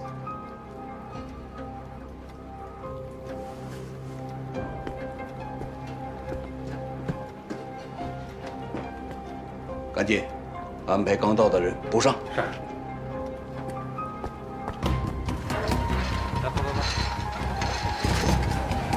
来，同学们，不能出了啊！怎么回事啊？我们放学了，我们得绕去搬家呀！这个也太长了。我们要走啊！你不能不让我们回家吃饭吧？现在我们这边有个案子，需要配合一下，需要大家配合一下，好不好？大家配合一下。这搞多久？我们要吃饭啊！我们要回家，让我们回家。学校外围的警力都到位了吧？到位了。这儿就是教职员工的家属院。3队刚才就近已经对这进行了排查，没有发现什么。走的时候留人了吗？留了。那好，说说。薛家健，男，31岁，未婚，身高大概1.75米左右。这个人身形还比较矫健，对整个这个教学区的地形很熟悉。他从这个山脚逃窜之后呢，我们第一时间是落锁拉网，所以相信抓着他就有一个时间问题。现在我们3队建议啊，把我们的人员切成2块，一个山下，一个山上。咱先说山下，山下，正门到平凉巷这个西门这一块要多布一点人，为什么？这一块呢区域很大，涉及面很广，人员构成也很复杂，有教学区、有宿舍区，还有这个制药厂家属区，所以要多放人。那第2块呢，人可以少一点，北门到小东门这一带，大概就是这么一个想法。我是在想啊，一旦在抓捕的过程中，嫌疑人犯险，很可能会伤及到无辜的群众，这一点必须要考虑。啊，那你打算怎么办呢？把学校里的人撤了，然后再抓。啊？抓捕凶犯是很重要，但是保障人民群众生命财产安全，也是我们要考虑到的。今天是周6，我相信学校里的人应该不会太多。各位领导，我是这么想啊，在不改变包围圈的前提下，我们分隔进行，撤一块，搜一块，确认安全，撤出去的人呢再返回，这样不但安全，还能缩小我们的搜索范围。顾局，您看呢？老吴，你怎么看？我看行。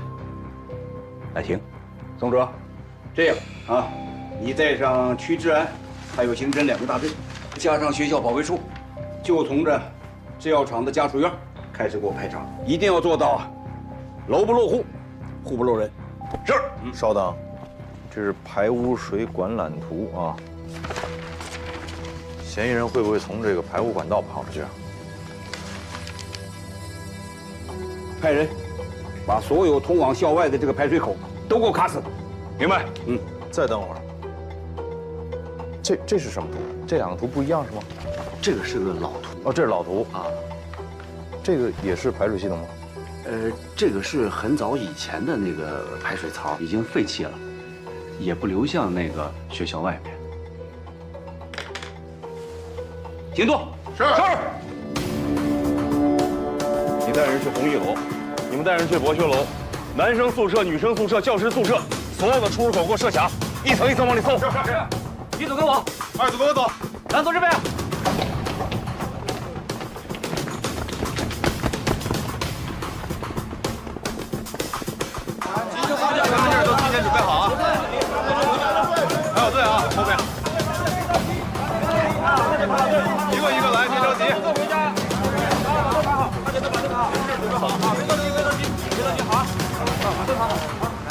写，快写，快写！走走。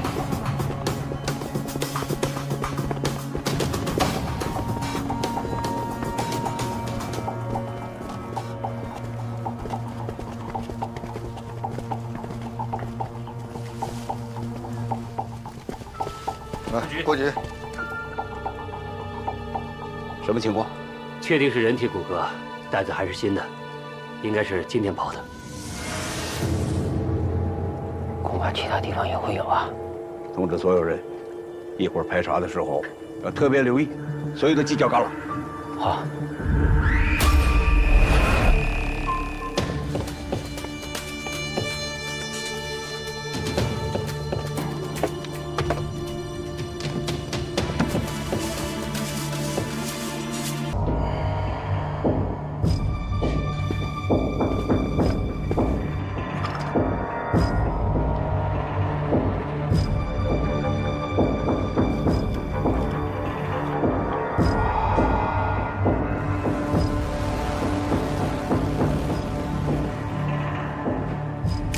小王，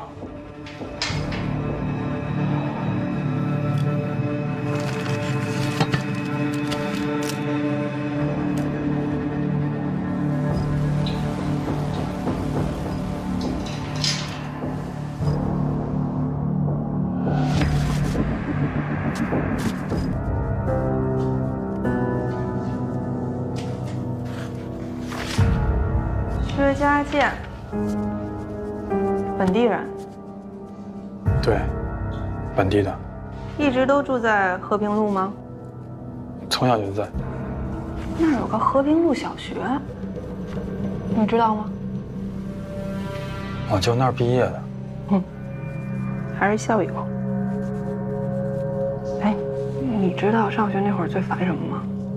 换座儿，每周都换，还总是把最邋遢的那个换到我身边来。你们那时候也换吗？我就没跟女孩同桌过。比换座更烦的是啥？换教室，大包小包的，贼麻烦。你们现在也换教室吗？和平路小学。临江医学院。换。不换。换还是不换？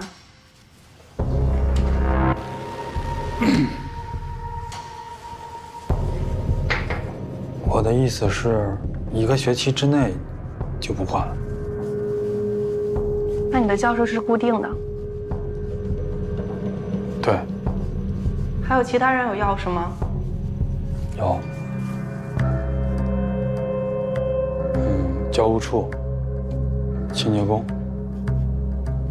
也就是说，这些人都有可能接触到你教室里的物品，对吧？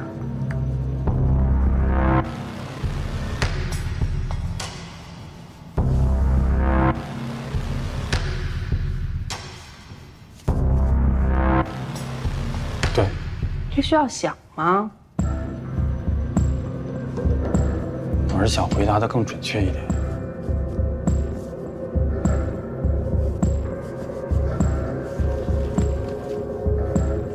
警察同志，你们到底在我教室里发现了什么呀？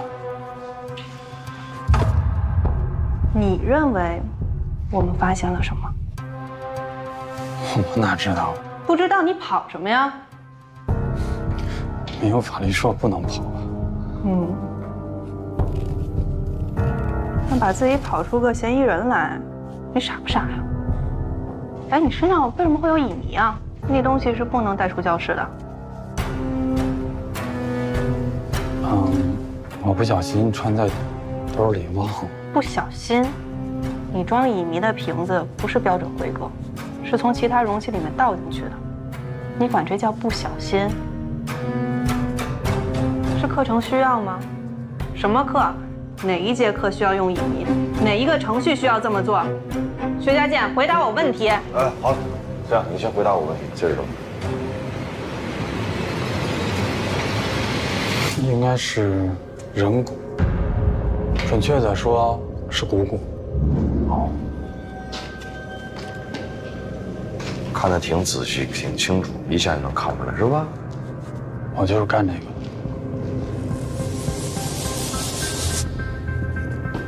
是干解剖的呀，你还是干碎尸的？魏队，我不明白你在问什么。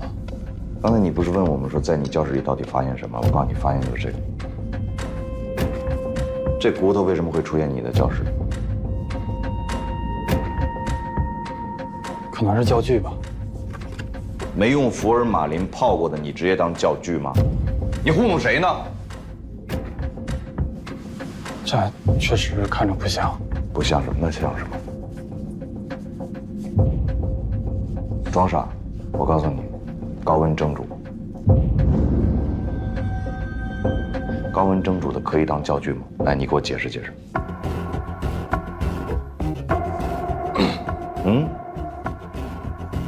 可以当教具。你再说一遍。高温蒸煮是制作骨骼标本常用的方法，是为了清腐去脂用的。但是我们不常用，是因为去脂不彻底。啊，不彻底。但是你还是用高温蒸煮了它。你为什么把它煮完之后放到你教室里？我没。这一学期的课你都用不着这根骨头，因为你在教的是神经系统。为什么？你把它煮完之后放到你的教室里。我们来到你的教室，发现了这包骨头，然后回头一看，一喊你名字，你跑。不，这个，你跟我讲清楚，你跟我讲清楚。魏队，你的，你先出去休息一下。走，咱俩一起去休息一下。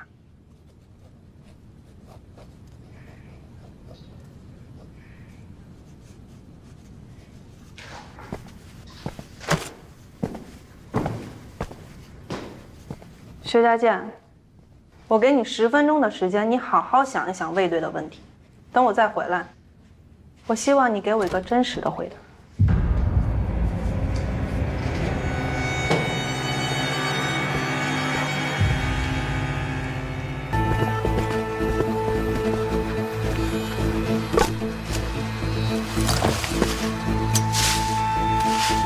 出来。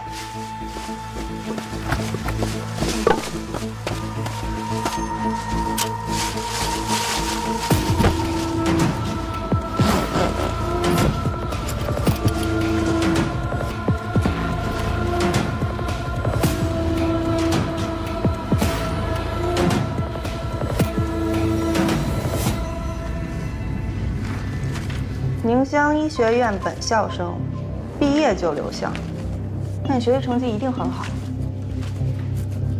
还可以吧。听说学校还让你负责对外的教学展示。对。这么好的前途，为什么要干这样的事情？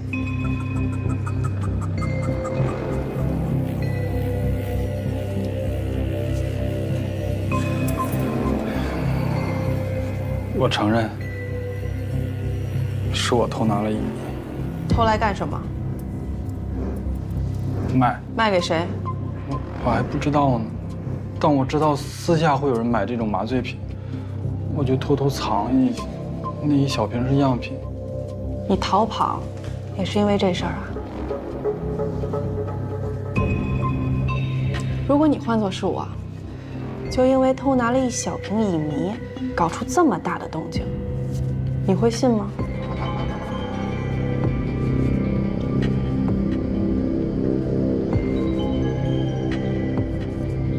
不是一小瓶，是一大瓶。我们学校工资太少了，我才鬼迷心窍。行了，学校进了什么药品都是有台账的，特别是这种管制药品，少了多少我们能查得一清二楚。对，学校都有账，你们一查就知道我拿了多少。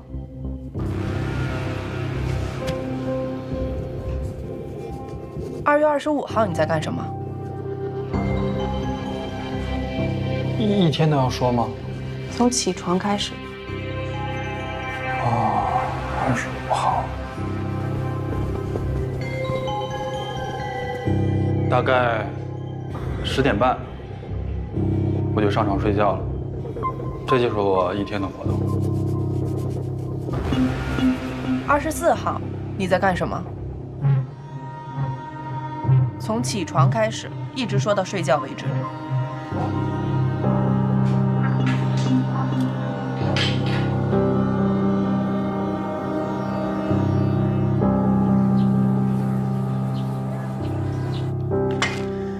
这就是在肖家健家里发现的菜刀，这上面一点卷刃都没有。别说切割人体了，就做饭都很少用。这应该是把新刀。医学院刀很多，并不一定非用这把吧？对。他上课时候用的手术刀我们也在收集，但是柳叶刀没办法切割骨骼，而且你们在教室里面发现了那包人体骨骼有锯过的痕迹。所以我建议你们去查一查骨锯之类的工具。要是真骨锯的话，那声不小。要这么说都不是工具的问题了。第一现场可能就不是他那宿舍，那宿舍你想隔音差还没有下水。加大力度，把医学院咱们再仔仔细细的再摸一遍。那包东西怎么样了？哦，对，到哪？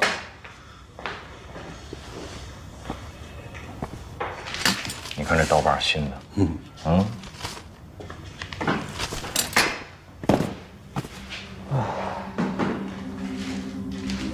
这些内裤都是被清理过的，上面根本找不到任何有用的证据。这么多，这是一个人的吗？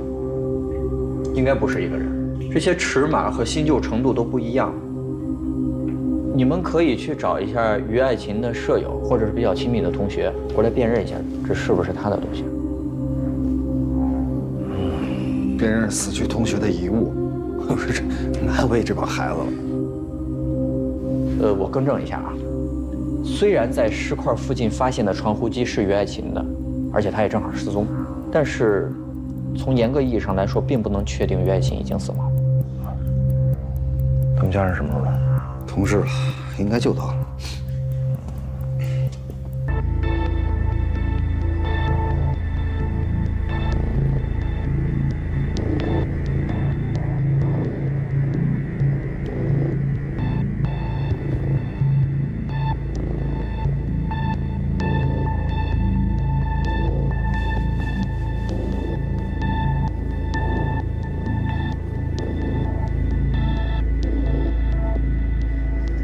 带走，来排队往外走。来，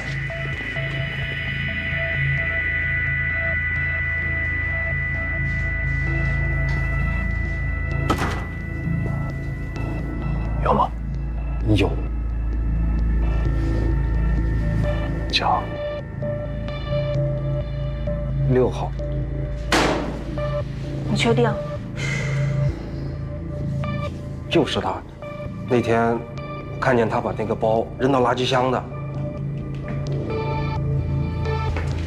谢谢，谢谢，辛苦辛苦，来，去做一个辨认笔录。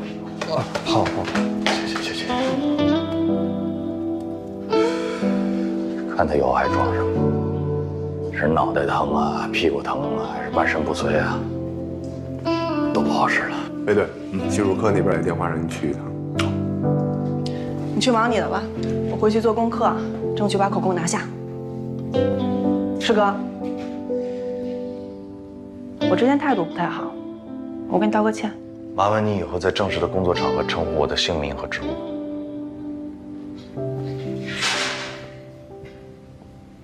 卫队马上到，咱们开始啊！好，来，同志们，过来。来，过一下。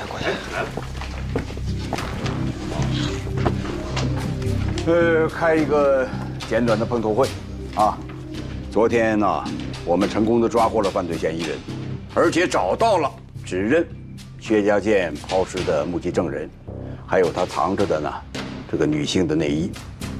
这是截至目前为止啊，我们取得的最大的收获。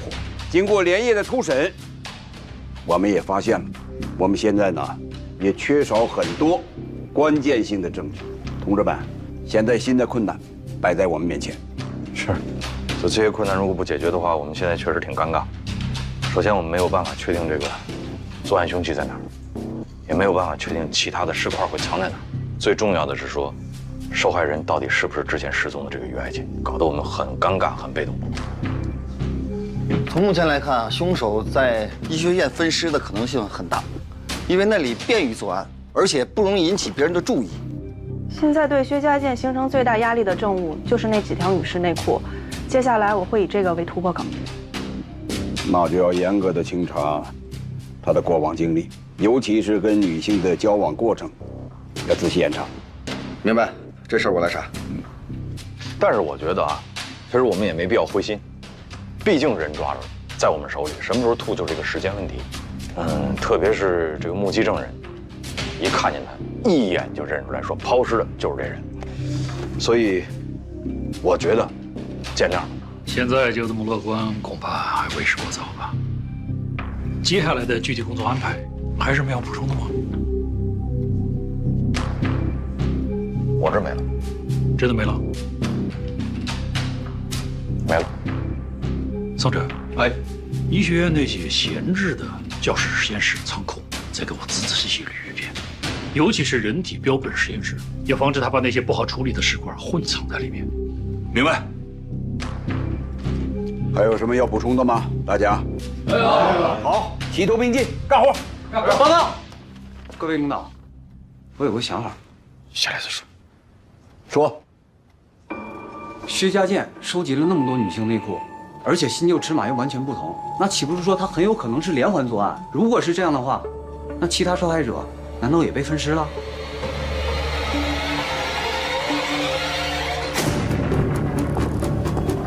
老陈，你把我清单拿过来啊！老陈，公安局的同志来我们厂了解一下情况，这我们办公室主任。你好，你好，给你打听个人啊，这个女职工姓梁，20来岁，有没有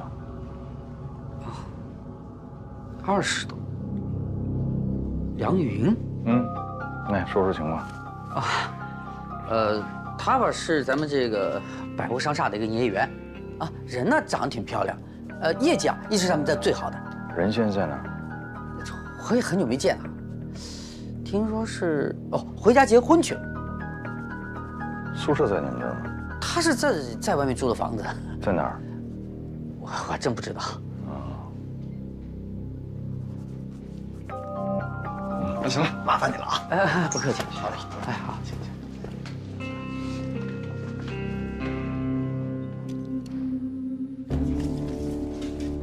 这些是我们在旧下水道发现的，看着眼熟吗？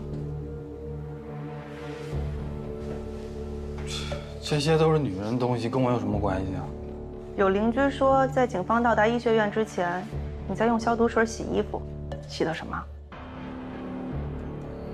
一件衬衫。你平时洗衣服只洗一件。还有内裤。是这些吧？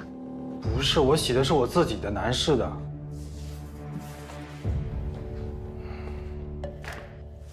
几条？4、5条。4条还是5条？不是，这很重要吗？你对24、25号的事情记得那么清楚，反而对更近的事情记不清了。而且你说你平时很爱干净，为什么内裤要攒那么多条才一起洗？还有，我们在你宿舍发现了晒着的衬衫，洗完的内裤呢？那我记错了，我没洗内裤，只洗了衬衫。为什么前后回答完全不一致啊？你们反复让我重复太多遍了，我脑子已经进入疲惫期了。你说你只洗了一件衬衫，对吧？对。那为什么我们找到这些内裤的时候也是被清洗过的，也有消毒水的味道？你怎么解释？所有人都可以用消毒水洗内裤，这能说明什么？一般人不会把没晾干的衣服藏起来。你怎么就能证明是我藏的？这个包是你的吧？这是你们单位发的，发到你的时候正好缺货，于是他们又特意买了一个，外表看起来都一样，但只有你的包是广南箱包厂生产的。当然，这一点你并不知道，我们也是走访学校后勤才发现的。怎么不说话了？我要休息。理由？头疼，想吐。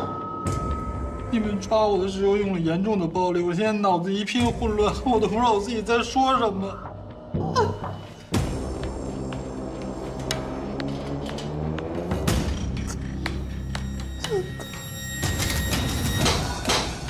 这小女孩吧，人还行，就是有点臭美。每天上班的时候啊，都化妆，那个高跟鞋也是不停的换。你知道她住在哪儿吗？住哪？这我可不知道。我只知道下班的时候啊，总往南走了。往南是骑车还是公交？啊，没有，她应该住的不是很远。怎么呢？她每天早上那个7点半起床，说都能赶得上我们8点的点卯，所以说她应该住得很近。如果你们要是见了她，让她赶紧把那个奖金拿走。会计啊，都催了我好几遍了。一直没结吗？没有，这现在小姑娘任性的，说走就走，连招呼都不打。还是过了2天，他们家拿那个东西的时候啊，告诉我说不在这里干了。他们家谁拿东西？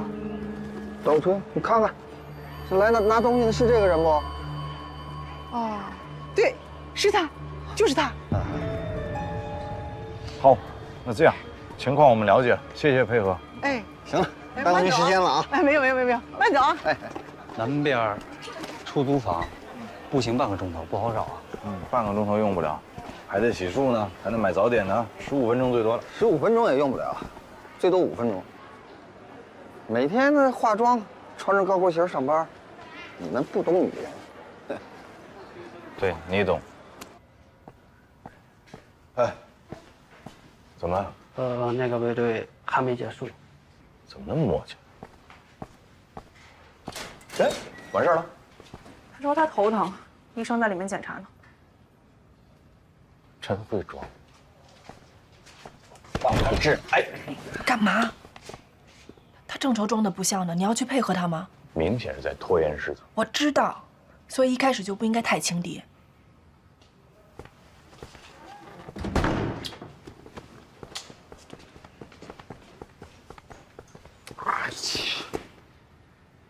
他说他什么时候头疼的？那件女士内裤。涛，梁云家找到了。走。这一片比较老旧的小区，很多外来的人都会住在这里，因为它的租金比较便宜。这个嫌疑人一直住在这个1楼，已经很久没有回来了。啊，这位是房东。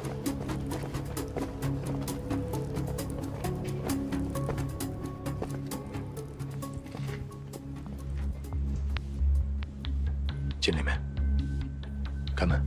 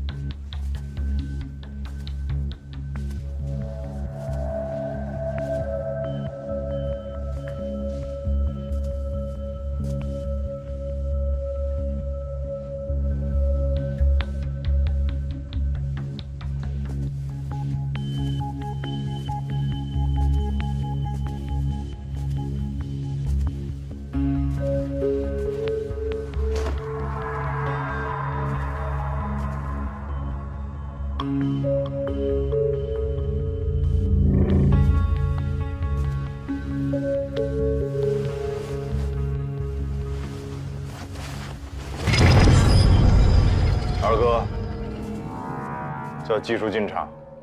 那是2月24号9点多，我坐公交车回家，下了车以后，回家的路上就总觉得有人在后面跟着我。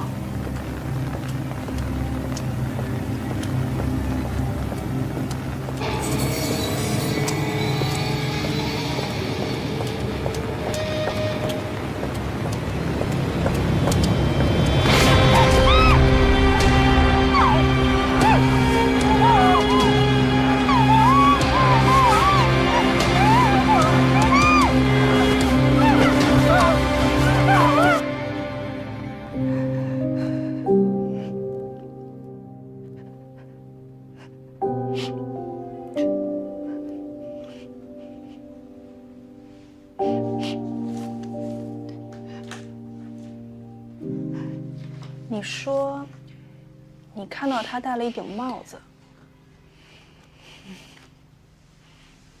是这样的帽子吗？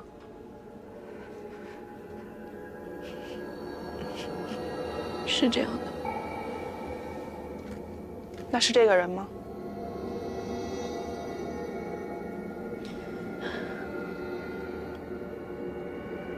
他蒙着脸，我认不出来。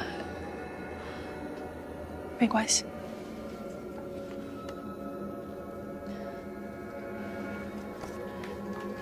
等一下，可以再让我看一眼吗？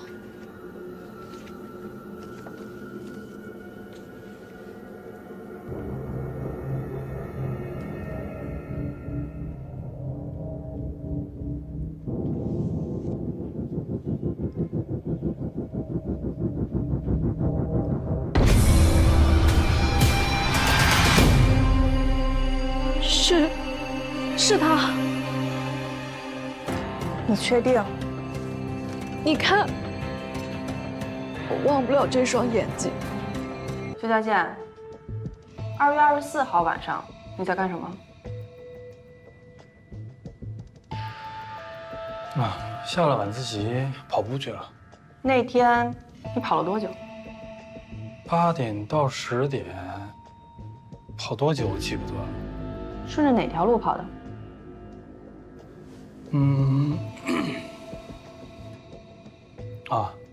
顺着河东滨江路，从观安巷交口，跑到了历城巷交口，从春光路回校了。你抖什么呢？手又怎么了？没什么，正常。你平时做手术哪只手拿刀啊？左右手都有。那天天气怎么样？来，你给我看看你手。给我看看。打开。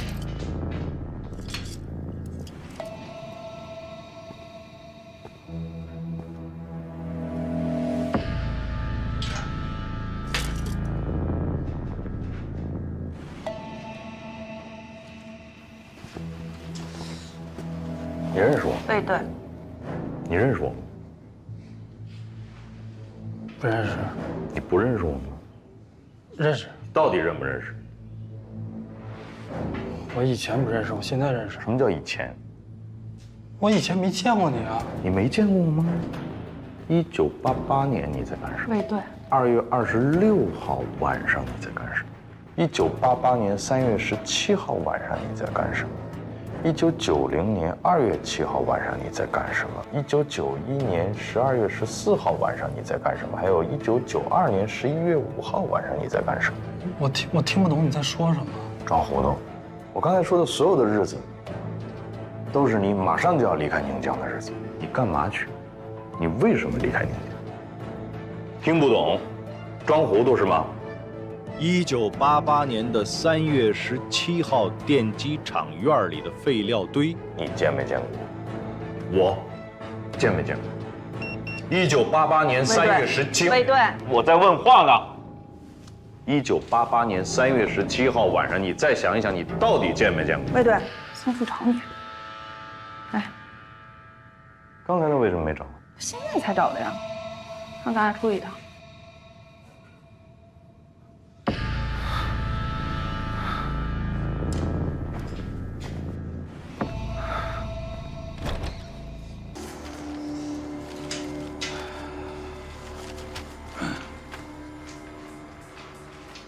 不好意思啊，因为我这点事儿让你们吵2回了。我们？你和那个男警官，我看出来你们好像之间有点分歧。是，你说对了。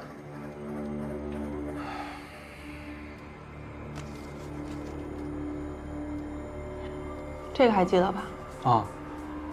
你们之前说在我教室找到的那个鼓鼓，这是一起杀人碎尸案的证据，就发生在2月26号。部长，你只管记录，有任何问题我来负责。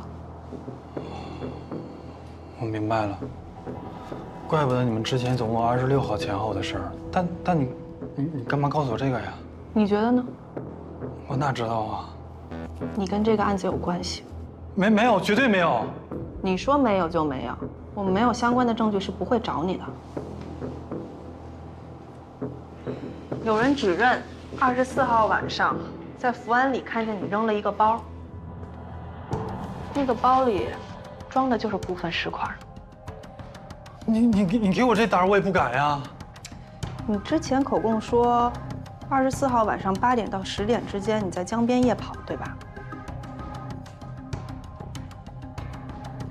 按照这个距离，我们怀疑你是以夜跑为名，带着这个包去到了平时你很少涉足的福安里进行抛尸，然后再返回江边，这时间上完全来得及。不可能，绝对不可能！剩下的尸块扔哪儿了？我不知道，我什么都没干。那些内裤都是从受害者身上得到的吧？是不是还有其他受害者？你是不是都把他们分尸了？我跟他们都不认识，我干嘛要杀人啊？我凭什么相信你啊？2月24号晚上8点到10点之间，你到底干什么了？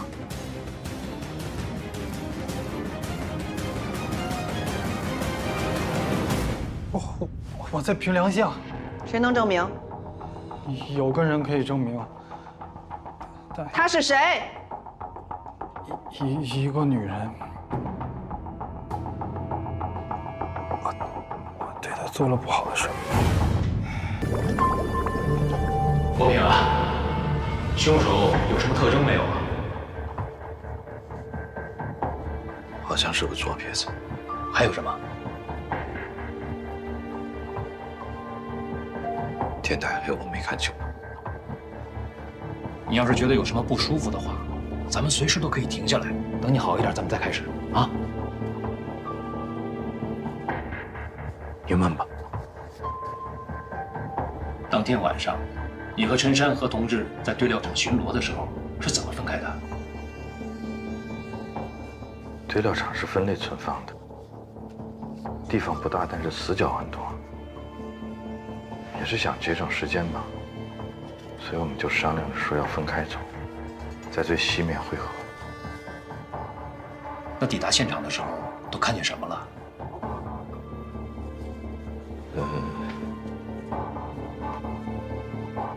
嫌疑人拿刀要捅受害人，我喊了一嗓子。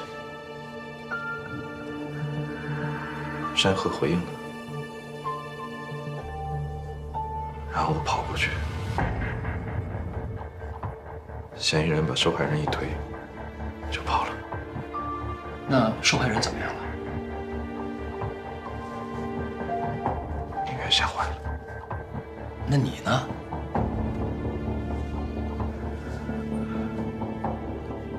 我放下受害人，我就去追嫌疑人。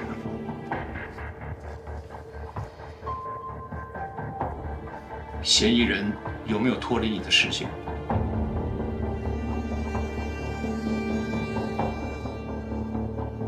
也就是说，你比陈山和同志距离嫌疑人更近，那你为什么晚到了？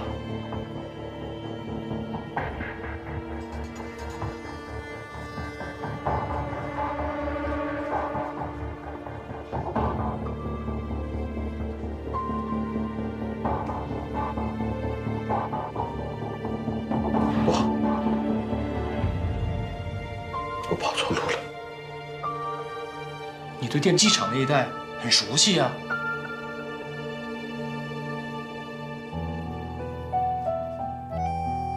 刘国平，鉴于你在这次行动当中的表现，区党委决定给你申报3等功。我不要。你听我说，我们呢也理解你的想法，但是荣誉除了表彰你本人之外，更是对公安战线其他同志的鞭策和鼓舞，也是对流言蜚语最后的回应，明白吗？遗憾的这次心碎过几回，疼痛强烈深有体会，用完之前无法与生媲美，深爱平凡啊也对。面对着风霜，写下对昨晚心无愧。面对着困难，反复问我是谁。面对着希望，不甘于平凡不能美。嘿，他是谁？为什么让我哥一个人去抓坏人？你跑哪儿去了？你们不是一块儿出去的吗？胆小鬼，是你害死我哥的！你胡说什么呀？昨天的作废，悲喜交加尝尽人间百味，谁不想一世荣归？从警就有牺牲的可能，这怎么能怪你呢？强烈深有体会，用完之前无法与生媲美，深爱平凡啊也对。面对着风霜，写下对昨晚心无愧。面对着困难，反复问我是谁。面对着希望，不甘于平凡不能美。嘿，他是谁？相浓情愿违。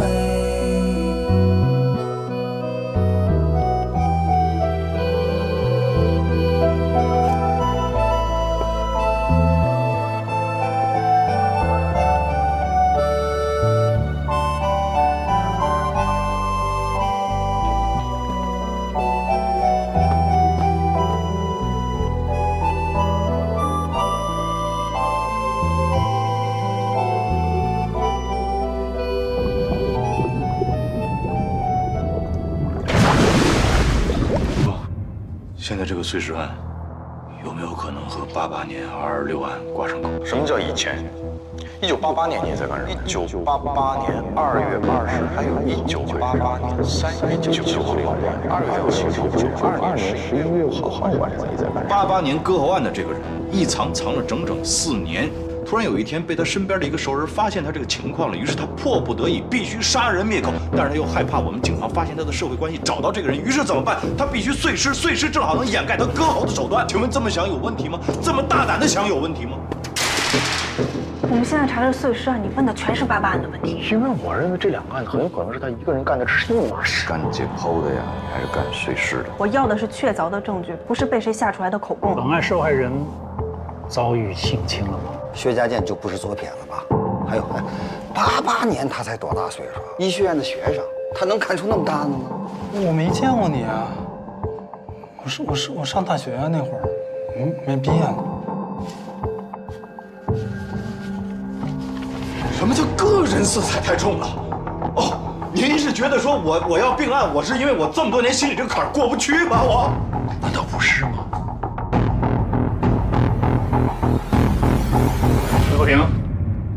魏国平，到。你怎么看？怎么看我们说的这个恶意？这样吧，我换个问法，以你自己的工作经验，在破案过程中有没有过因为这种特殊的恶意而影响你的判断，甚至判断失误？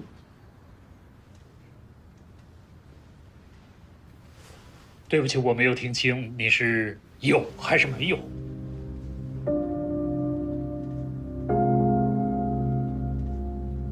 有，很好，承认自己有，就是消除恶意的第一步。魏国平很真诚，也很勇敢。说一个警察是不是勇敢，那还不光是要看他是不是奋不顾身、不怕死。还要看他敢不敢于直面自己的内心，敢于打破自己的思维定式，推翻自己，否定自己。因为人要做到否定自己，这是最难的，这个过程非常痛苦，很折磨人，一点都不亚于那些没日没夜的蹲守、大海捞针的排查、流血流汗的抓捕。作为警察，这是我们必须完成的一课。你要是做不到这一点，对不起，可能你还不是一个合格的警察。因为我们破案，不是为了证明自己是对还是错，而是为了追求真相。为了这个目的，没有什么是不可以推倒重来的，包括那些自己认为是确切无疑的东西。只有你敢推翻它，才有可能更进一步的接近真相，而这才是我们工作的本质。请大家都记住这一点：没有真相，就没有正义。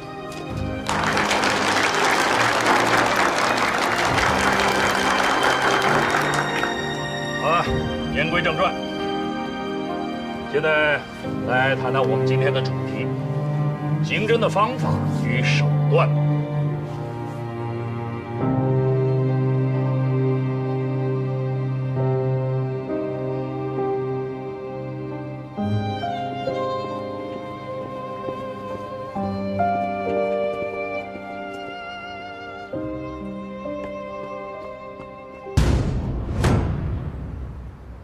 好，快来吃吧！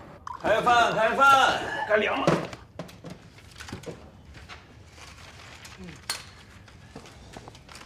怎么样了？指纹提取已经完成2个片区了，剩下的也已经在催了。啊，那个漏采名单给我看一眼。好。给。哎。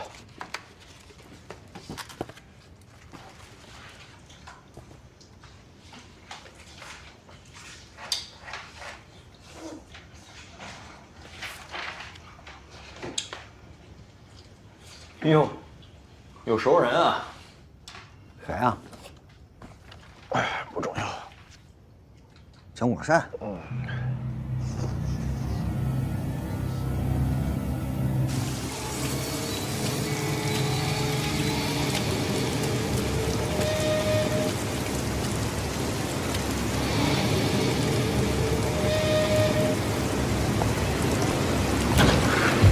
关门了。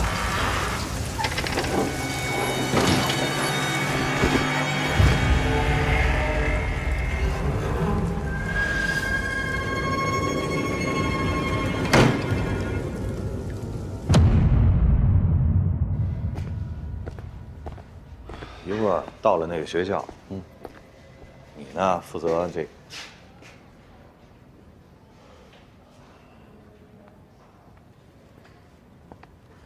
干嘛呢？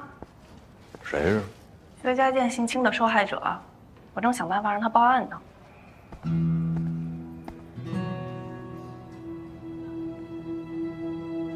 安保呢？哪那么容易啊？需要二叔帮忙。那不用，你们要进去了，人更不放松了。哎，哎，不是，干什么？不找，不给你们的，给人姑娘的。你跟他熟啊？要么怎么说你们这帮大老爷们儿有时候脑子里就只有案子，跟不同的人沟通要用不同的方式。哎，学着点儿。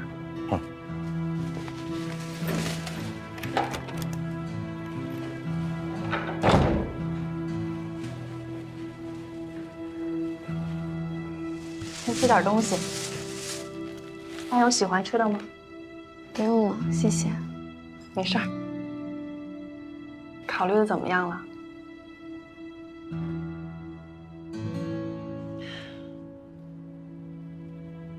我知道你在担心什么，但你想想，你如果不站出来，可能还有更多的受害者。嗨，你二嫂每次想花大钱的时候，也用小礼物贿赂我，好使吗？好使妈，老妈去了。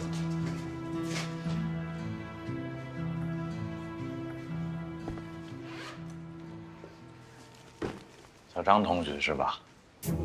啊，还是上次那个事情，对于爱琴，你们俩不是一个宿舍的吗？想了解一下他的这个其他的一些情况。上次我都说了呀，我知道的都说了。对，主要是我们这个事情有点复杂，还是有些新的信息呢，想跟你再确定一下，也看看你有什么能提供给我们的。你别紧张，好吧？咱们就当聊聊天。来，随便聊，知道。就想到什么就说什么就行。来啊，大的，哎呦，谢谢。小时候最爱吃这个。别客气，来。哎，有热水吧？有。好，对，倒点热水。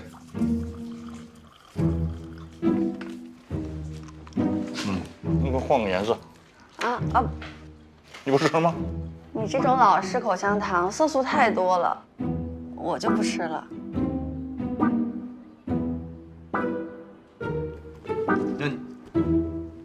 老了。你老了，我岁数比你大多了。姑娘，喝点热乎的啊。谢谢。那你们年轻女孩现在都喜欢什么呀？不同的人不一样吧？嗯像我就比较喜欢看电影。哦，有的人喜欢滑旱冰，去歌舞厅的也有，但不多。学校不提倡孩子去那些场所，是乱，也不安全哈。于爱琴喜欢什么呀？他平时在宿舍里，除了吃饭跟打水，跟我们交流很少的，基本上就是听歌、看书这样。他外出吗？如果他外出，他会去哪儿呢？这我不知道，但他出门都会化妆，而且穿的也很好看。但他从不会告诉我们去哪儿，我们也不好意思问。你上次那个同学说猜她有男朋友，她到底有没有？可能吧，反正谁也没见过。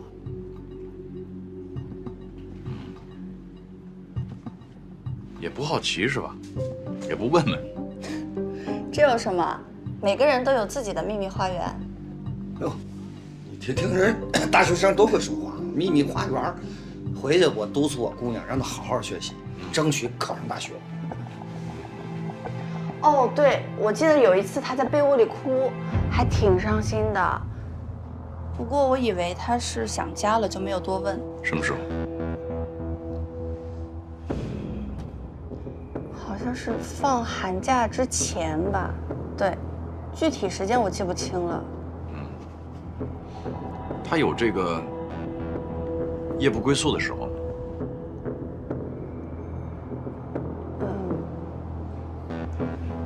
这是查案子，你知道什么就跟人说什么。他偶尔回来会晚，但夜不归宿只有一次。都是成年人了，这应该不是什么大问题吧？当然，哭之前，哭之后。之前，对，好像之前。之前。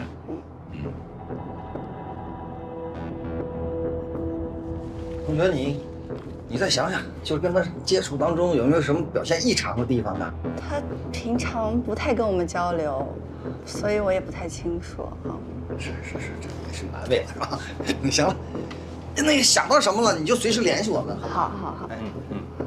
好。那个，薛老师到底犯了什么罪啊？他真的是坏人吗？他们不是还没有开这个解剖课吗？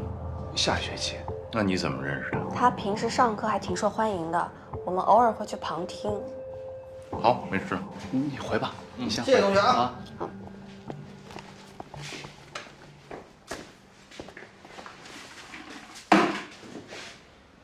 干什么？变色了吗？你以为真有色素啊？你真行。我给你倒杯热水。不用，糟了。哎呀，这就叫代沟。辛苦了啊。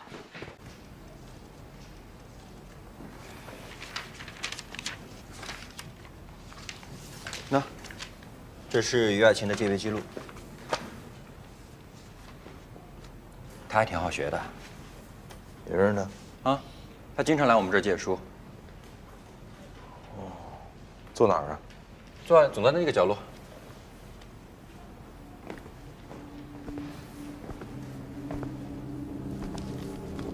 文文静静的姑娘，头发黑直黑直的，总是低着头戴着耳机看书，要么就是写东西。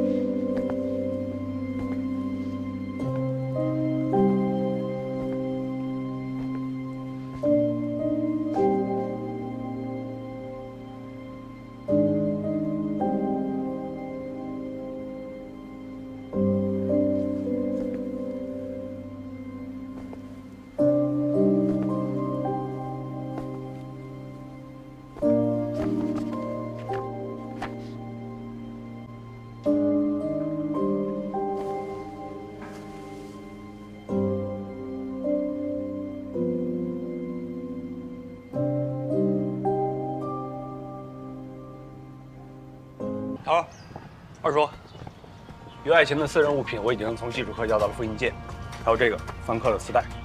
他的亲属关系我又查了一圈，确定他在本市没有任何亲戚朋友。好，这么着，这上面所有出现的这个书名，按图索骥，买了给我。好嘞，好了，回去啊，拜拜。拆开看看这什么东西，真是要了命了，真是。哎，来了。嗯。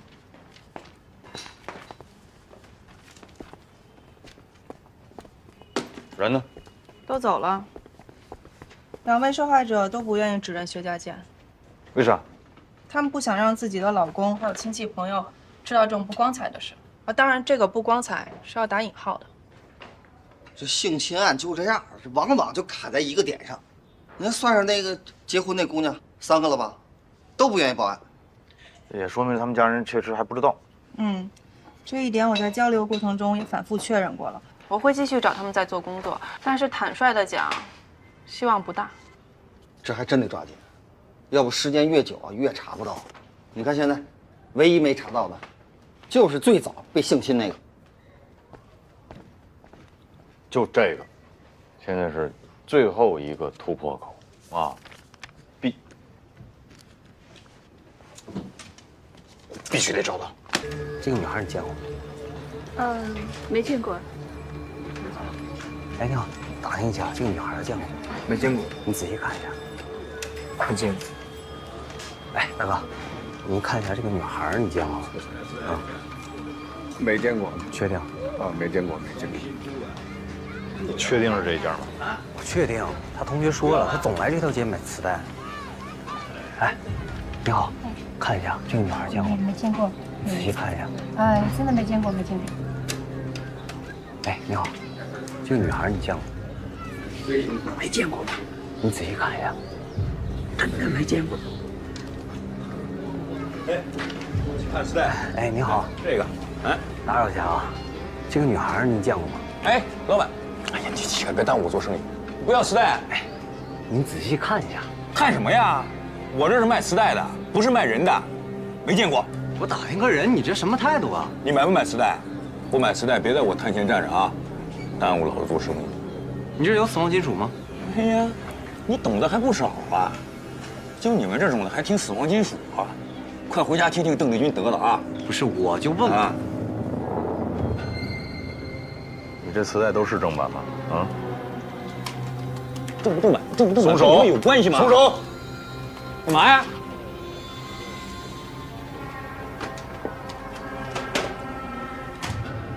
警察同志，我这个是我朋友放在我这儿的，正版，这个您放心啊。死亡金属有吧？有，在这，看，都是死亡金属。来看一下，哎，见过吗？好像是在哪儿见啊？好像是。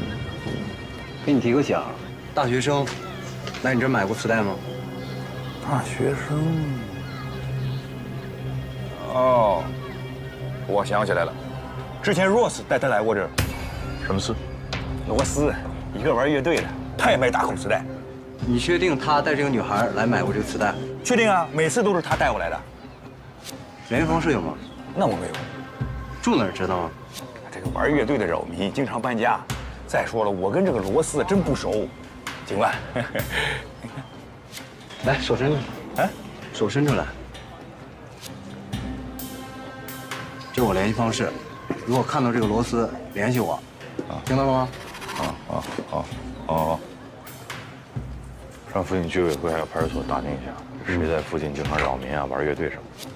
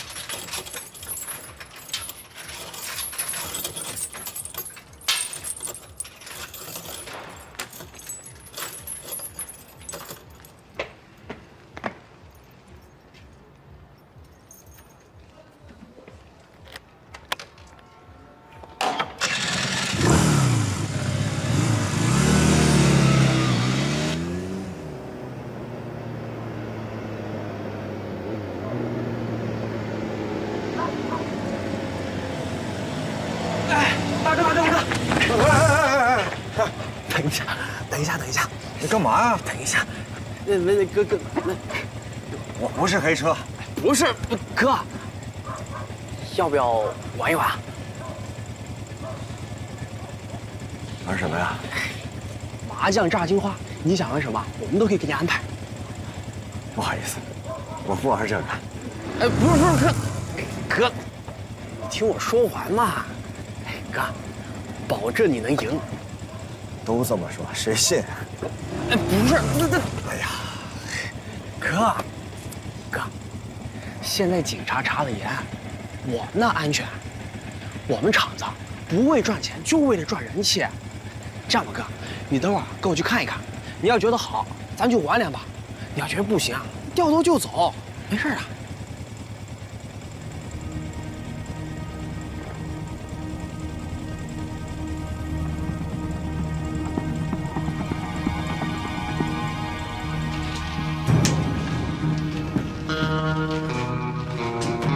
有了。不是又有了呀？你这一晚上了。哎，是，不好意思。哎呦，时间差不多了，我还要去医院呢。大哥啊，今儿就到这儿吧。啊，大哥，哎，你今天牌运这么好，不得多来几把，是吧？来，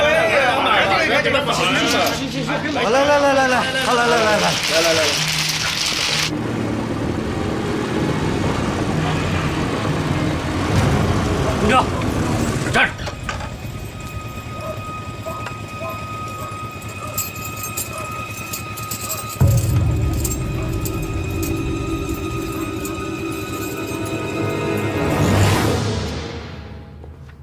我就是倒霉。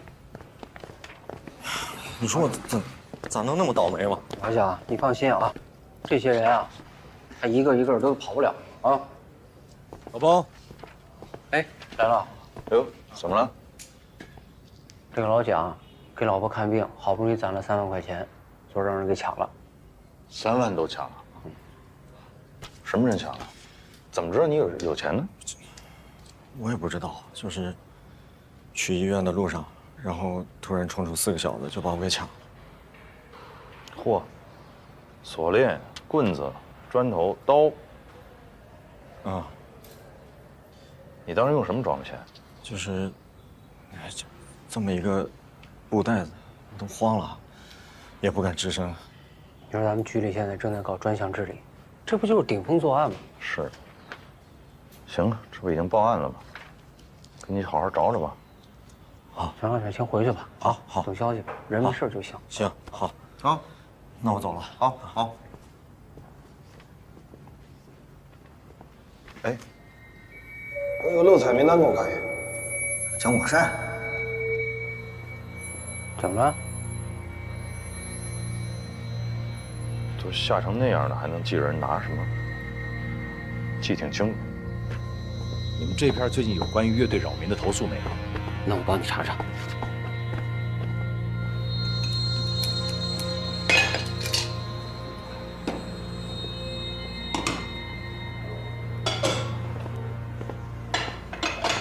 蒋老板，哎，魏队，吃饭啊？嗯。哎，坐。好。你看看想吃点啥？就来份炒面就行了。炒面。好嘞，你坐。好啊，马上啊。嗯。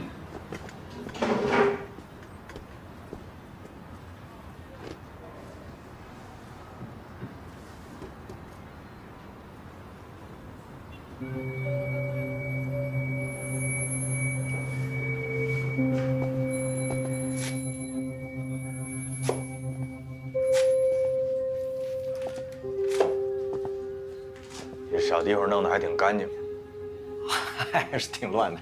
嗯。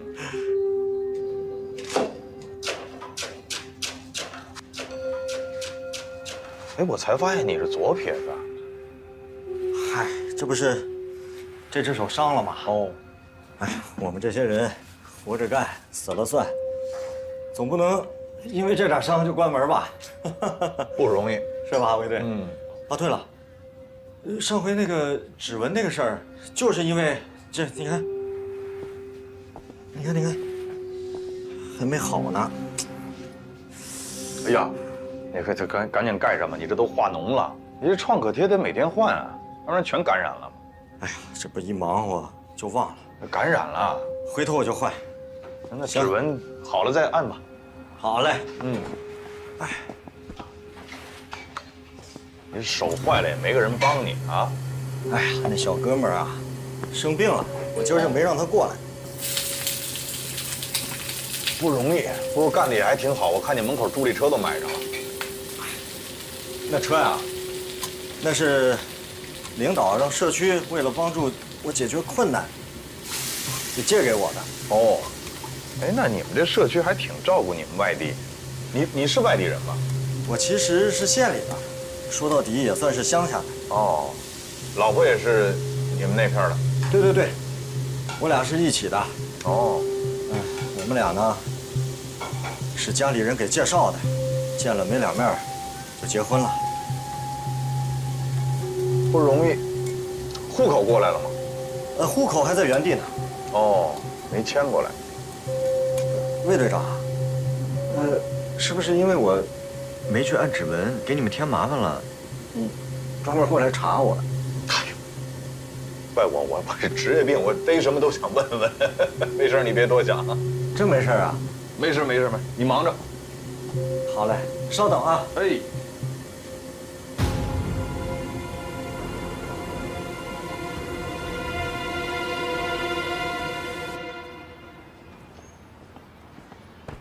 魏队长，好了。哎，趁热。好。喝饮料吗？不用了。好。哦，哎，魏队长，能不能要个您的这个传呼号？没问题啊。好啊，这样我。对，有什么事你随时找我。对啊。我看你们也经常来是吧？哦，你写好。124。124。呼45985。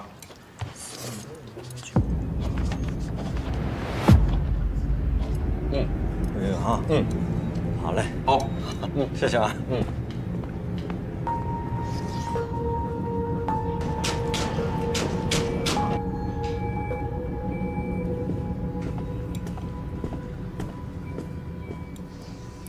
我真是赵主任的亲戚，您就让我进去吧。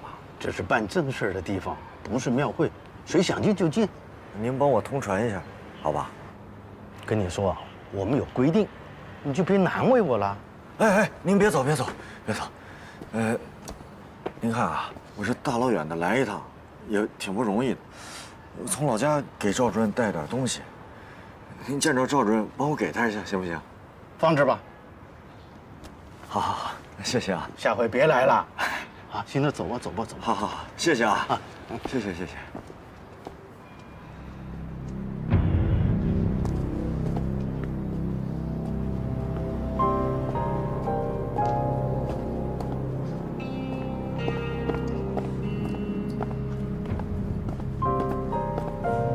小赵先生，这包东西是你老家亲戚，说是带给你哥的，叫我转交。什么东西啊？花生。花生？我老家哪来这种亲戚啊？我看也不像，但是我又找不到你哥，你就得转交给他吧。行，你去忙。好。送花生。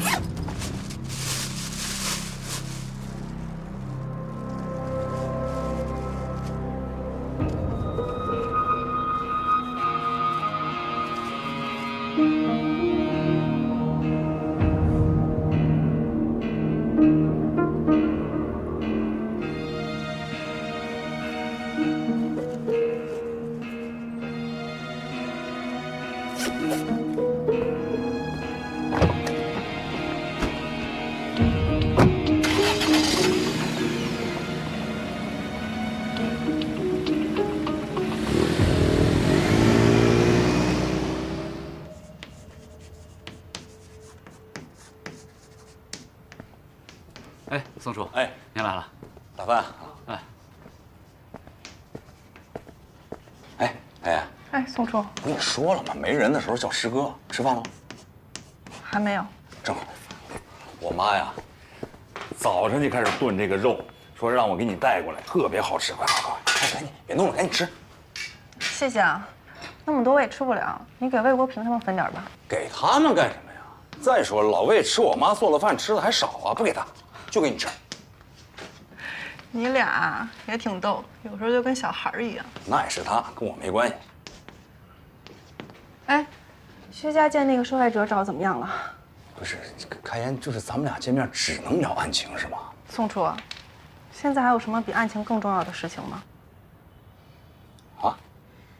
是这样啊，顾组长，这些天呢，我又把所有这些年性侵的案件又翻了一遍，确实跟薛家健没有太大的关系。你可以吃饭了吗？哎呀，怎么了？是他口供有什么疑点？这个人呀，组长，厂家那边给反馈了，怎么说？啊，是他们的牌子，发售渠道也找到了。行，太好了。走。哎，干什么去？我要再提审一次薛家健。不是你吃完了再去吗？不吃了。不是，炖了4个小时呢。哎呦，你真是。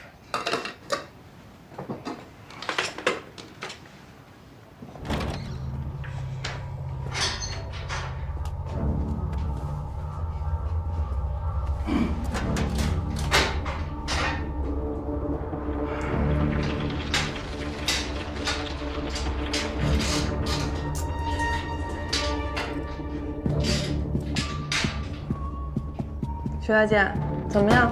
问题考虑清楚了吗？考虑清楚了，不就是倒卖点乙醚吗？顶多判个缓刑。不管怎么判，你出去都没有前途了。是，我的前途没了。你不也没得到你想要的吗？你干过什么，想隐瞒什么，我们心里很清楚。你笑什么？没什么。我干过什么呀？我隐瞒什么了呀？你让他们指认我呀？他们？哦，你说说看，他们都是谁呀？没有谁。你永远不可能找到他们，因为我本来就是无辜的。你觉得我们找不到吗？那你来找我干嘛呀？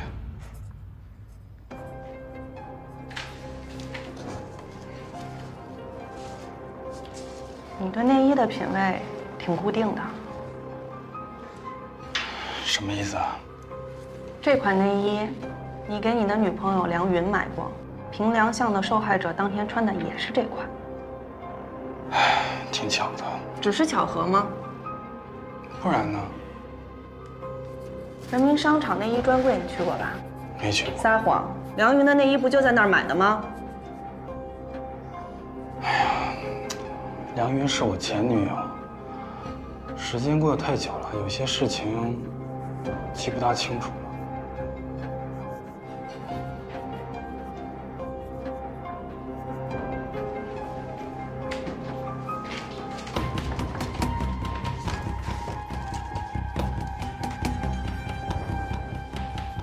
第一次见到你，我就觉得你面熟，好像在哪儿见到过。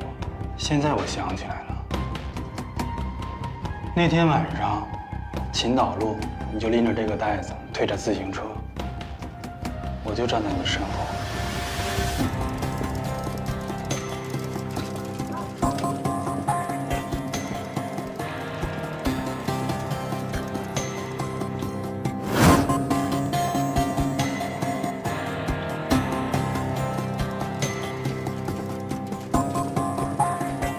哎，爷爷，哎，怎么跟我走呀？啊，我还有点事儿，刚才。哦，来，我帮你吧。啊，不用不用，我能行。天这么黑，要不我送送你？不用，马上就要到了，你忙去吧。好。你运气好，碰到个巡夜的。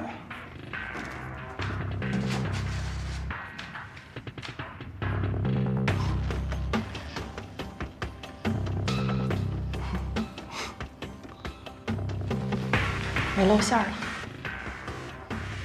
这款内衣就是你犯罪的激发点，你对受害者是有选择的，你专门挑选买这一款内衣的女性，而这些内衣又都是从同一个地方售出的，你觉得我们通过销售记录能不能找到他们呢？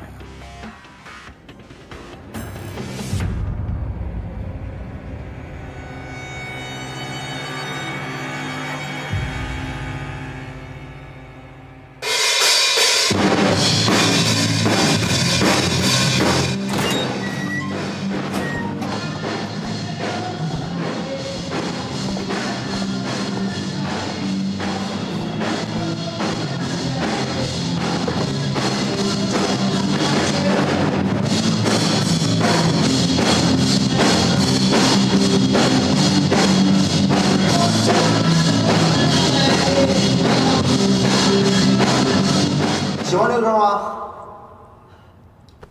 这真是死亡金属啊！我们这是 punk 朋克。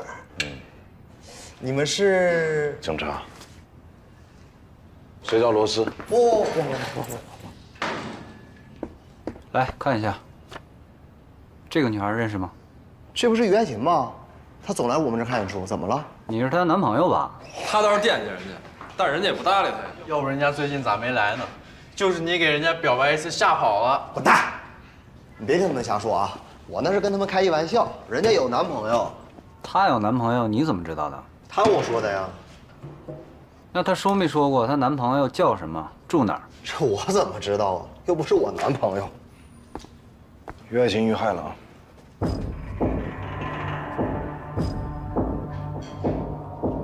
她到底怎么了？多余的你先不用问，回答我们问题。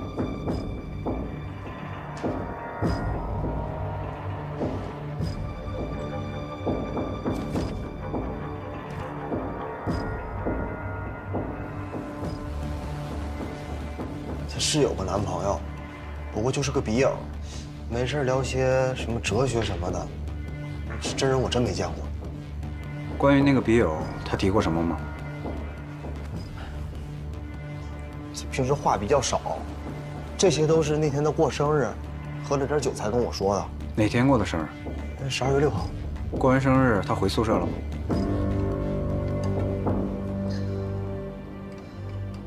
他那天不是喝了点酒吗？然后就在我家住的。但是他们都在呢，他们都能作证。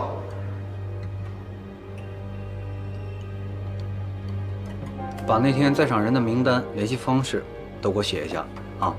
最近你如果离开宁江的话，通知我们一声，好吧？哎，知道了。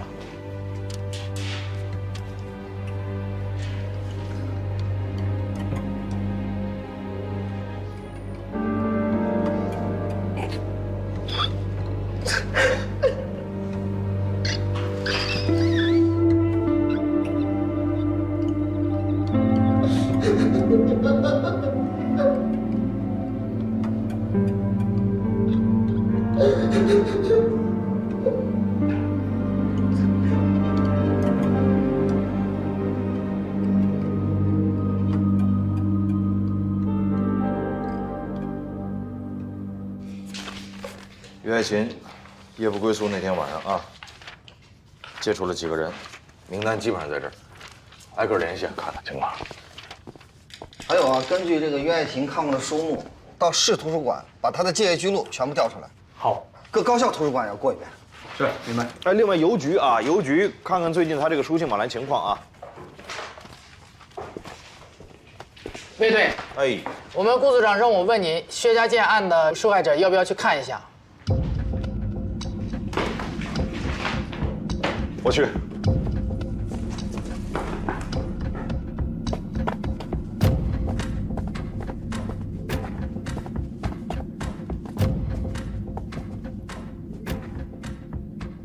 陈海平。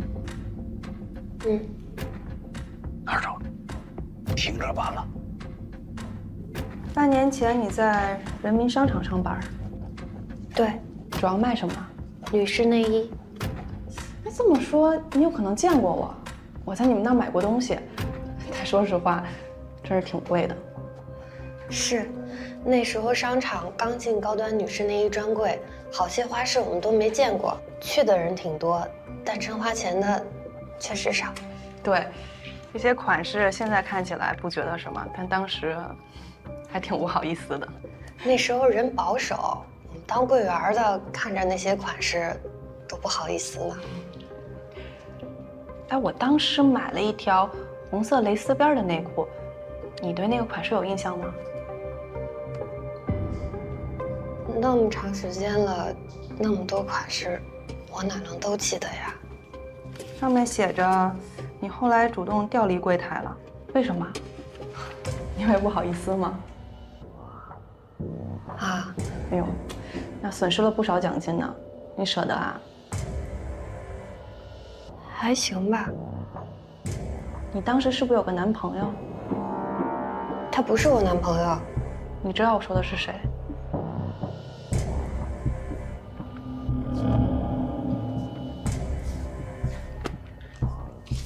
是他吗？你别紧张，这个人已经被我们抓住了，他涉嫌强奸。但我们觉得他不止犯过一次案，所以现在在搜集证据，还有受害者。你们为什么找我呀？我们问过你的组长，他说有一天你哭着跟他说要调离柜台，是因为你的男朋友对你做了不好的事情。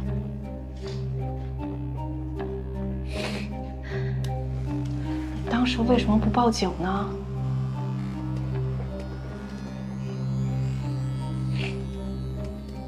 那时候我们俩正交往，发生这事儿，我说不清楚。来，谢谢。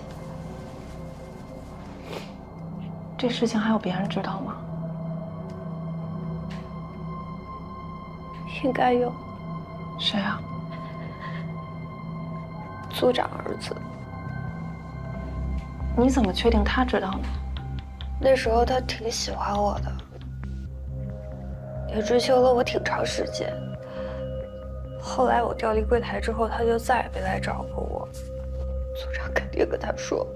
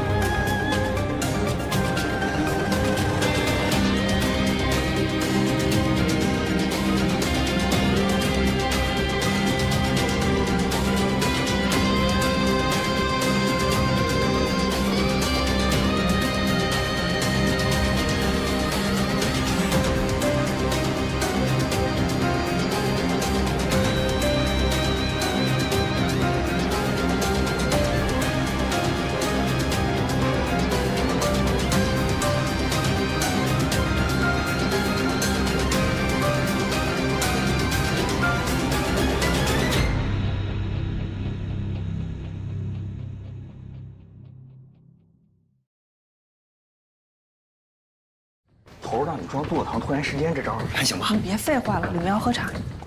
去哪儿找啊？想办法。赶紧找。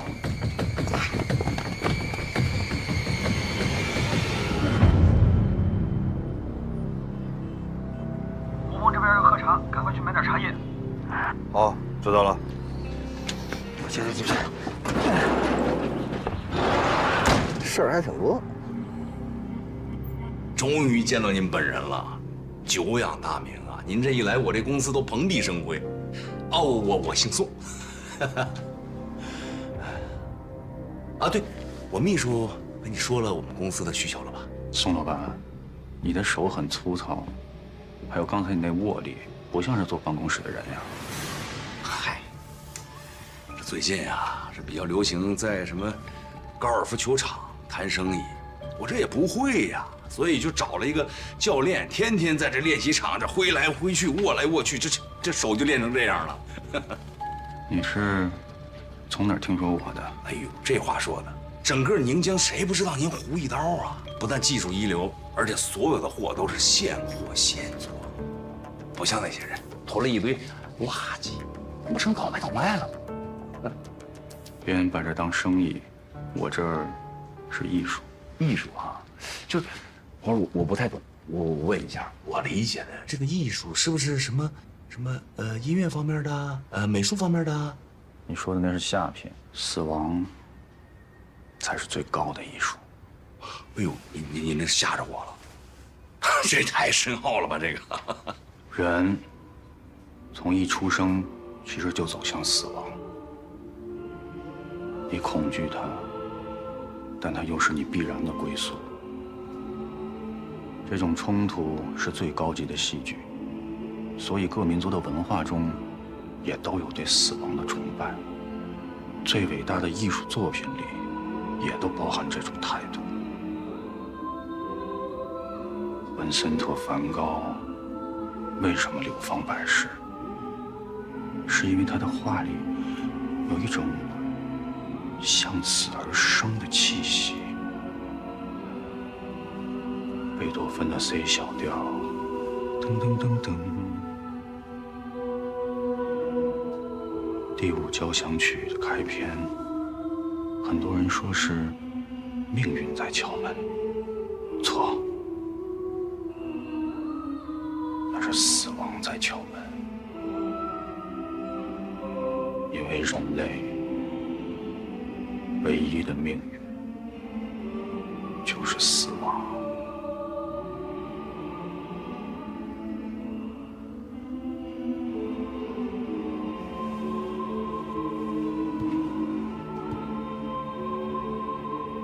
而我呢，放弃了那些间接的形式，直奔主题。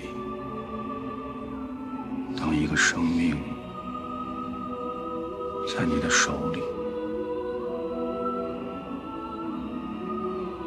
以死亡的形式被听歌，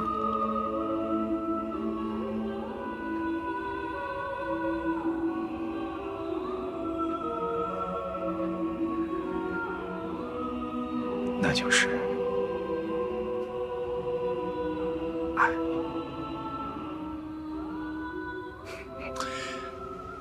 胡老师，不好意思，我打断你一下啊，您说完了吗？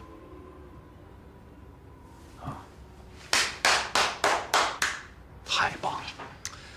就虽然我不太懂您说这个什么艺术那个境界啊，我就现在对你的这个艺术这个现场，我就特别感兴趣。你什么意思？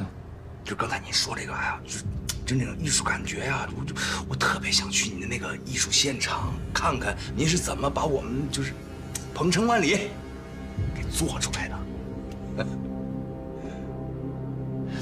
你公司叫什么？国平，寓意呢是国泰民安，太太平平。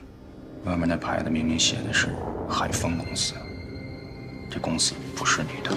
哎，胡儿，您那肯定是误会了。您稍等，小顾，胡老师让您久等了。久等什么？把你们几个给我叫来。稍等啊，稍等，我有问一下，您提示的特别好。过来，站好。宋总，还知道我是宋总啊？是不是拿我的话当放屁呀？我跟你们几个说了多少遍，上一个公司的牌匾赶紧给我摘了，扔了远远的，怎么就不做呢？熬什么熬？我干什么吃的？没忙过来。什么？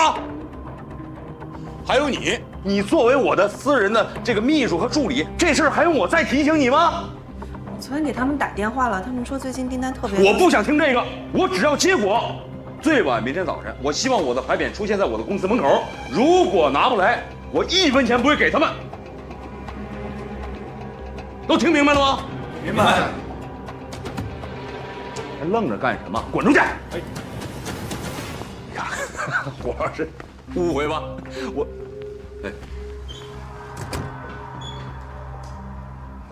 你看，我就说你2句嘛，怎么还闹情绪啊？没有。什么没有？就全在脸上了吗？啊！你作为我的私人秘书和助理，你得什么事都想在我前头，对不对？要不然你让人胡老师觉得咱这公司是假的呢，明白了吧？我知道你已经认识到你的错误了，那个就忙去吧。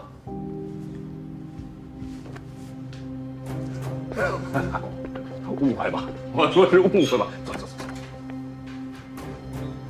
小姑娘，没干过助理，没干过秘书，得慢慢培养。你看这，你还得哄着。什么女助理、女秘书的，不就是高级妓女吗？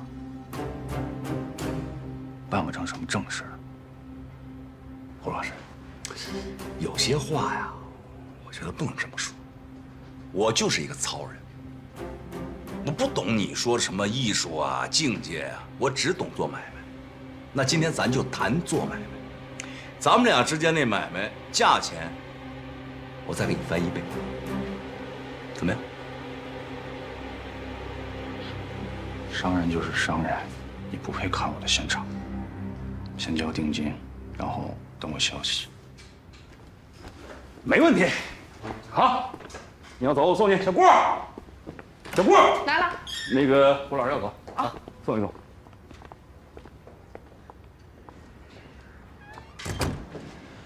哎呀，今天您能来呀，我真是太高兴了。也希望咱们能够合作成功啊！也希望看到您那个真正的艺术。那行，我就送您到这儿。出来吧。拜拜。慢走啊。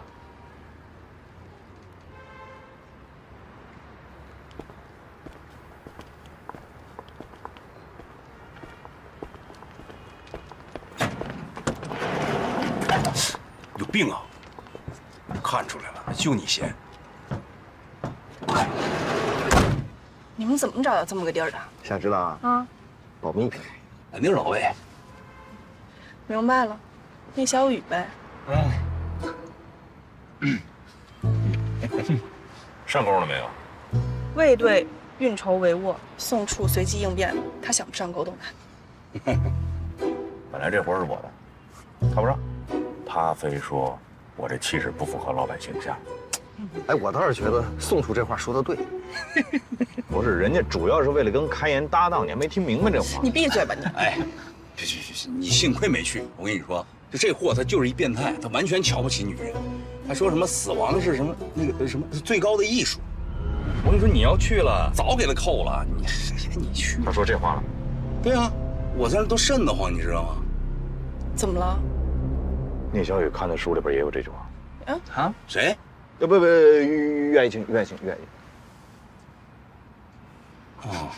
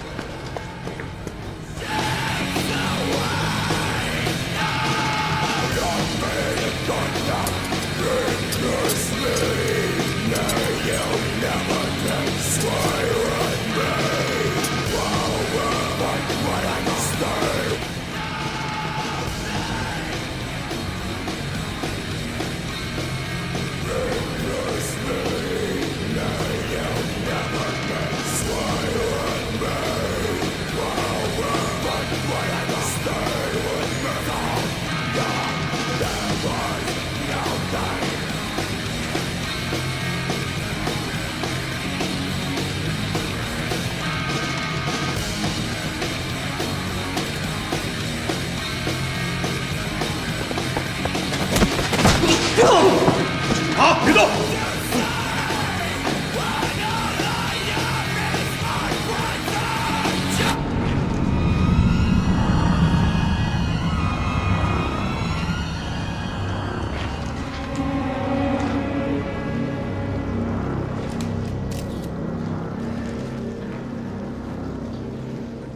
头儿，那只鹰已经交给森林动物园了。要是刘爱卿受害的时候，咱们在就好了。哎，你看，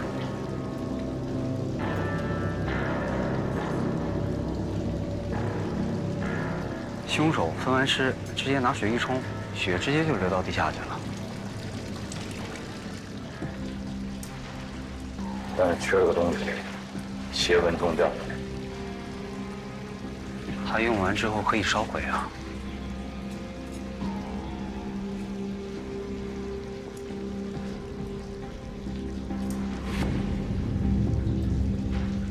吴峰，你涉嫌非法贩卖野生动物，同时我们还怀疑你有其他违法行为。现在依法对你进行审问，你要如实回答我们的问题。这个人认识吗？人？我为什么要认识他呀？我认识你们俩，还谁呀？那陈海平呢？你总认识吧？认识，我妈同事。你是不是追求过他？自作多情。正面回答我问题。是，我承认我曾经一度对他产生过兴趣。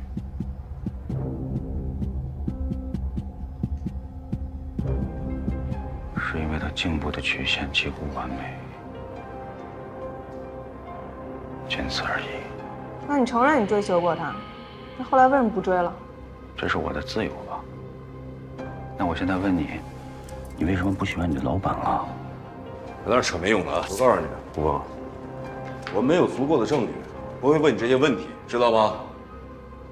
问你是给你机会，要觉得你不回答，我们就没有其他的办法。好好的看看这个人，认识吗？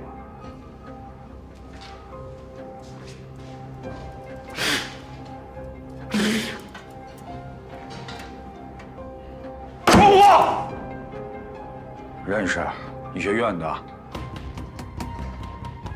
你知道他对陈海平做了什么吗？你知道吗？陈海平告诉我们，他被这个人侮辱了。你知道之后就再也没有去找过他，是这样吗？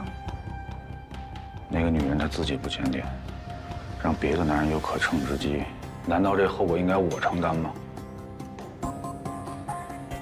你喜欢的女人被人侮辱了，你不但没有保护她、安慰她，你反而像个缩头乌龟一样躲起来，你就是个懦夫。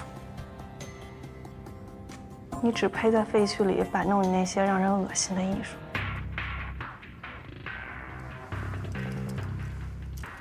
你可以侮辱我，但是你不可以侮辱我的艺术，知道吗？啊！不可以侮辱我的艺术。还有你们说那个鹏程万里，你们知道吗？那是我的孩子，我的孩子们用生命、用死亡来创造的，死亡才是最高的艺术。闭嘴！小郭，我带着。走。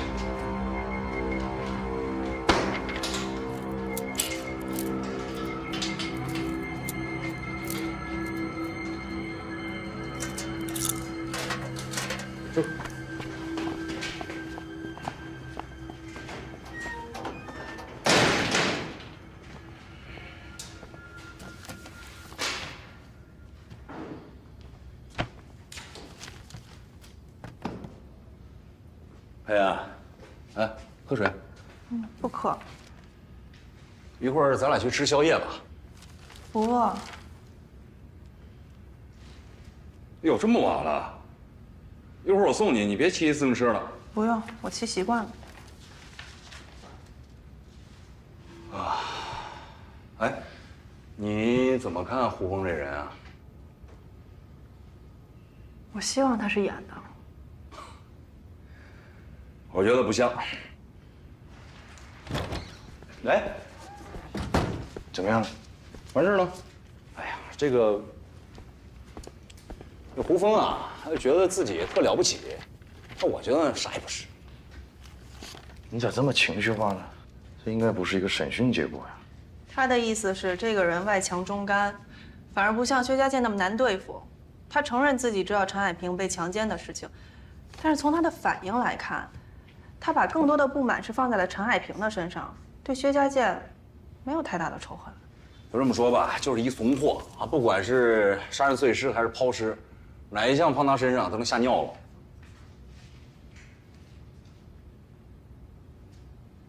哎，哎，干嘛呢？这么平静，不太像你风格啊。这不吸取教训了吗？确凿证据到之前都得，乐观也好，悲观也罢，都。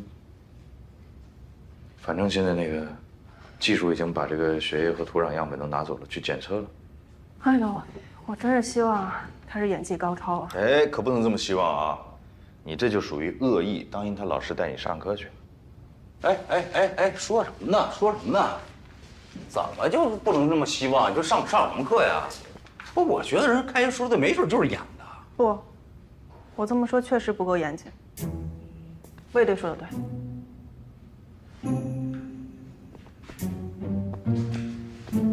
不是，开眼你听不出来我是？哎，大哥，哎，你没事你走吧，行不行？啊，你这身上都有味儿了。你回去洗个澡。我作为处长，我给你放假，你明天中午来上班，行吗？你心有这么好？我关心同志不行是吗？感谢你的关心。那这样，宵夜谁去？我不去。两个。你等会儿，我那个就是肚子，我就是刚才咕噜咕噜叫了。不行，你等会儿。我明天能请一整天的假吗？有点事儿，宵夜去不了啊，抱歉。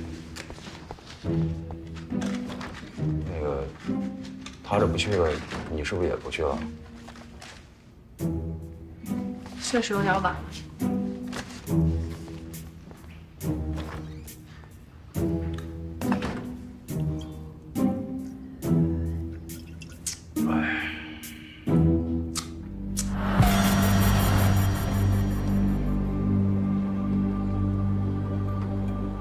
你有什么事儿，直接跟我们说就行了。我就要等魏国平来，你找他干什么？我要跟他把话说清楚。跟他说什么呢？说到找人打我这事儿。你刚才自己也说了，打你是谁都不认识，你怎么知道是他找人打的你呢？打我的人让我搬家，除了他还有谁能干这事儿？让你搬家，什么理由呢？他肯定觉得我骚扰他妹妹了。那你有没有骚扰他妹妹啊？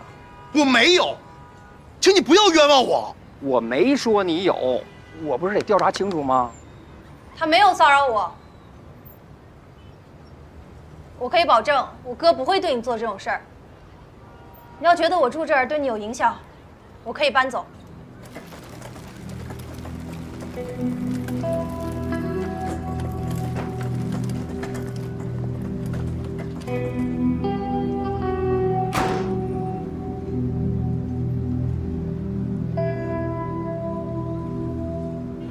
下次再来啊！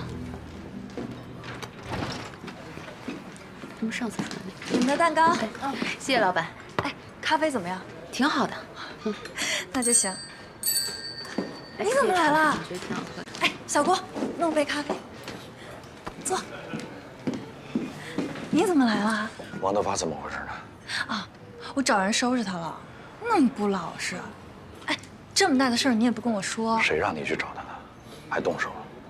那肯定是他们几个呛起来了，打两下没事。呛起来也不能动手啊！什么叫打两下没事？我妹妹的事儿，你别掺和，我自己能解决。你怎么解决啊？你能打他还是能骂他呀？我至少能把我妹妹搬我那儿住去。搬你那儿住，你那么点儿的地儿，你们俩怎么住？我可以上别的宿舍去啊。那谁照顾他呀？行，你别管。哎，这样搬我那儿去啊？行，我再给他找个保姆啊！我说真的。别折腾了。不折腾，都一家人。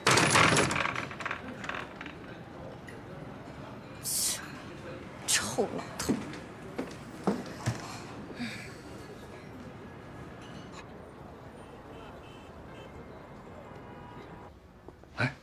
坐吧。谢谢。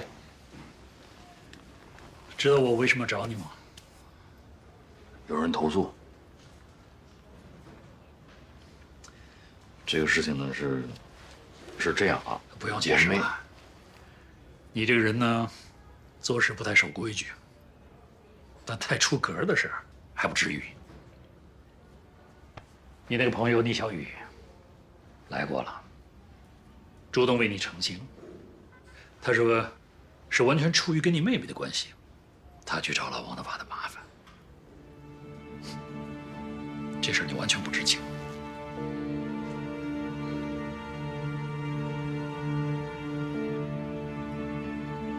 对，是个不错的姑娘，可惜。您放心，我会协调好这个家里和单位的事儿。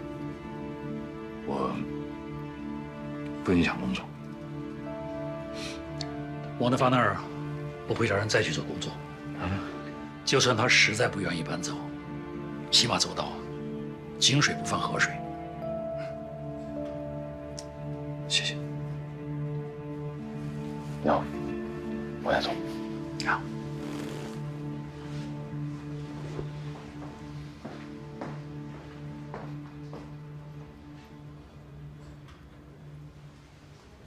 王老头，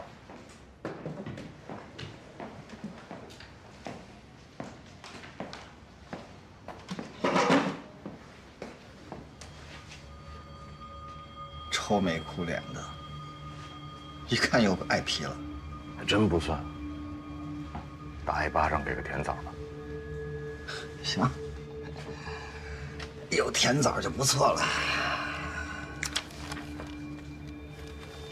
你们在肠子里发现的血迹检验报告出来了，没有发现人类的血液。还有，胡峰的指纹检验报告也出来了，和发现的完全不符，白忙活了。说到指纹啊，之前漏采的那些人员都已经采集完了，经过比对之后，没有任何发现。那个蒋什么善，采了吗？采完了，抓紧时间比对。好。头儿，我们去邮局也查过了，每天从医学院，发出的信件实在太多了。哪些是于爱琴寄出的就很难查，更何况他很有可能从别的邮筒寄出。收信情况怎么样？学校也核实过了，除了家信，于爱琴没有收到过其他来信。不过我也会继续调查他有没有别的收信渠道。哦，对了，那个罗斯提供的生日聚会名单也已经核实过了，没有发现疑点。还有那些冷门书的借阅人，初步筛查也都不符合作案条件。那也就是说，现在所有的线索都断了。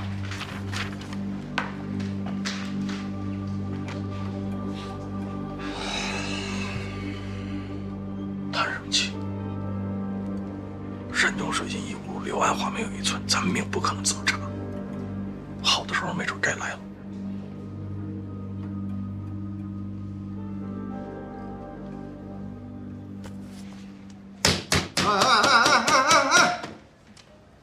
都给我振作起来啊！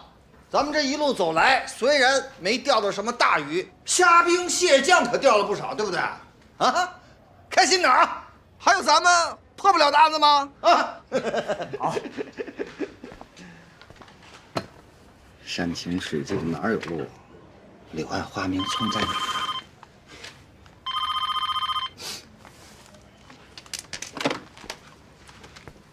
市刑警队。啊！电机厂着火！小聂总好，小聂总来了。小聂总，哎，张经理，小聂总，你怎么来了？美高美都重新开业了，你怎么愁眉苦脸的？哎，今天丽丽没来。没来？是不是生病了？你让人家养好了再来，别跟周扒皮似的。就不是这么回事儿。怎么了？又跟那小白脸扯上了？哎呀，怎么跟你说呢？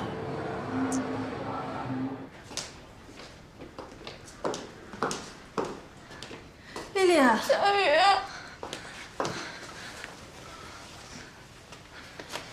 呀，怎么弄成这样啊？自己不小心摔的。这哪是摔的呀？好好休息吧啊！谢谢医生啊。哎，张经理都跟我说了，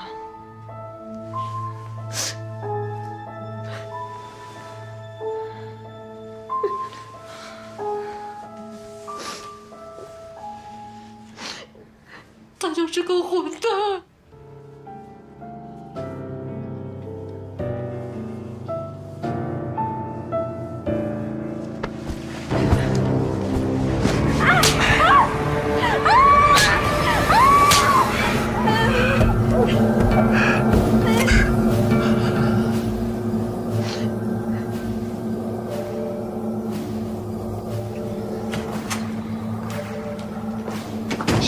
小聂总，这个人是聂主任请来的贵客，咱得罪不起。我管他谁啊？谁也不能这么祸害女孩。祖宗，我没法跟聂主任交代呀。那我找魏国平，我就不信警察还治不了他们。小聂总，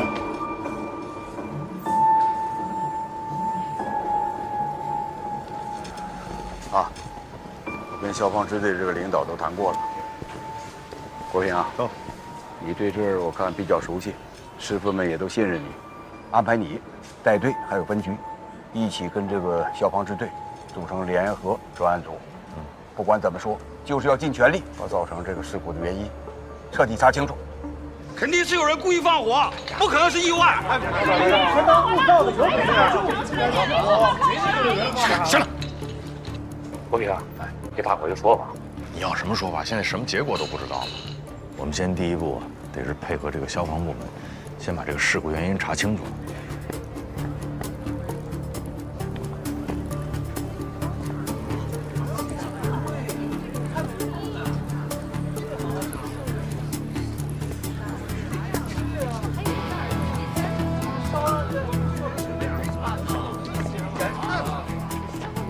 大家放心，好吧？爸，我妈呢？我不是你爸，也没你这样的儿子。你看看，干这好事儿，把人都害死了，天天跟他们混在一块儿，滚回家去！跟我有什么关系？这不是我干的。你别说话了，来，赶紧离开这儿，快走，别在这儿待着。有你什么事儿啊？他是你哥。我哥，我只有一个哥，我哥现在躺在烈士陵园呢。你算个屁呀！因为聂宝华派人放的火，妹妹，别让纵火犯的妹妹跑了！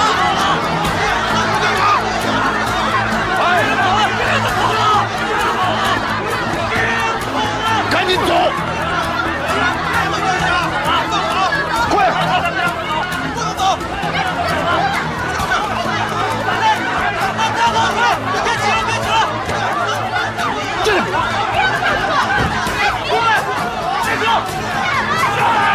把那门挡住！挡住！都挡住！这是谁干的？不是咱的兄弟，我都问过了。问有用吗？去，把人给我找出来。好。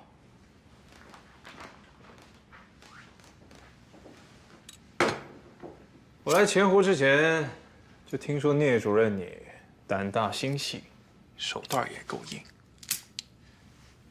怎么，被烧死的那个女的跟你有一腿？这高秀莲之前被绑架，警察已经把这事安我头上了，现在又出了人命，我很可能会被彻底钉死。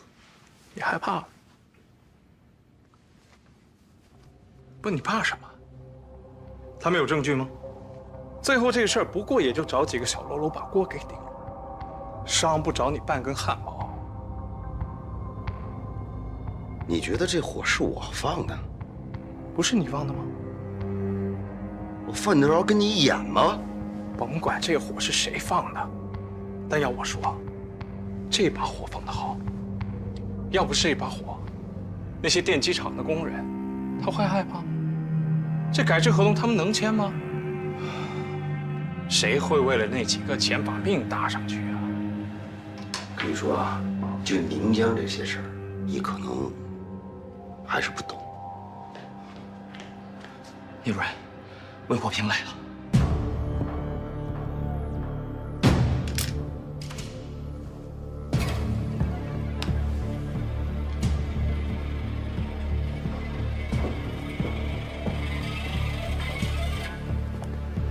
哎呦，老聂，哎呦，稀客，哎呀，特意过来的，哎，路过来了解一下情况。出事了？出什么事儿？你不知道？电机厂失火了，我正在琢磨着该为他们做点什么。哎，你这发小可以啊，没忘本。他是，都是一个院出来的，我这么想。也是应该的。哎，电机厂并购的事儿怎么样了？二哥，你这时候跟我提这个，什么意思啊？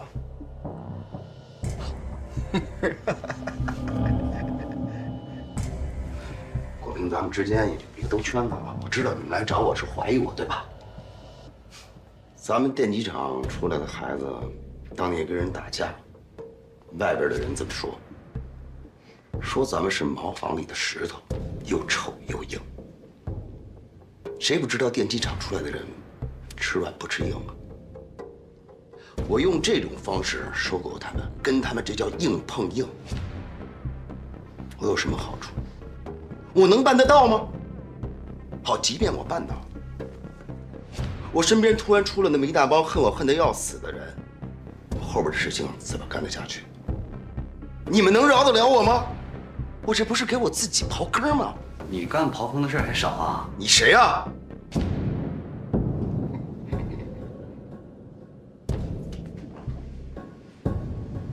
还一句话，兔子不吃窝边草。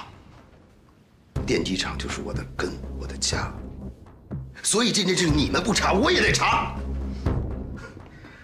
所以说，二哥，你说你这时候跟我提这事儿，干嘛呢？哎，你激动什么呢？我们什么都没问你，光说一堆。这儿轮不着你说话。苍蝇啊，不叮无缝的蛋吗？是个人就怀疑你，你自己不想想自己身上有啥问题吗？心里没数吗？跟我们厉害什么劲啊？都说了，我们是正常的走访，有错吗？我们走访需要你聂主任批准，你给我盖个章啊。走吧，二哥。查案子啊，也轮不着你。走。二哥慢走啊。然后那个你赶紧去到那个豆芽桥派出所，你妹妹在哪？他怎么了？我在现场被围攻了，国平把他救出来了。还有你这么一个哥呀？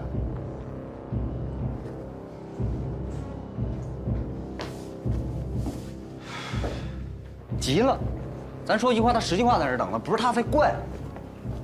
有可能啊，毕竟他想吞并电机厂。你看呀，要不要对他实行监控，查一查他近期和什么人有往来？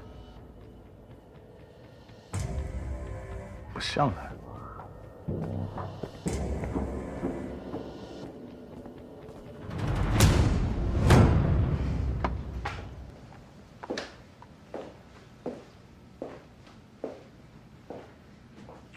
没想到啊，聂主任，还有这么重感情的一面，铁汉柔情呗。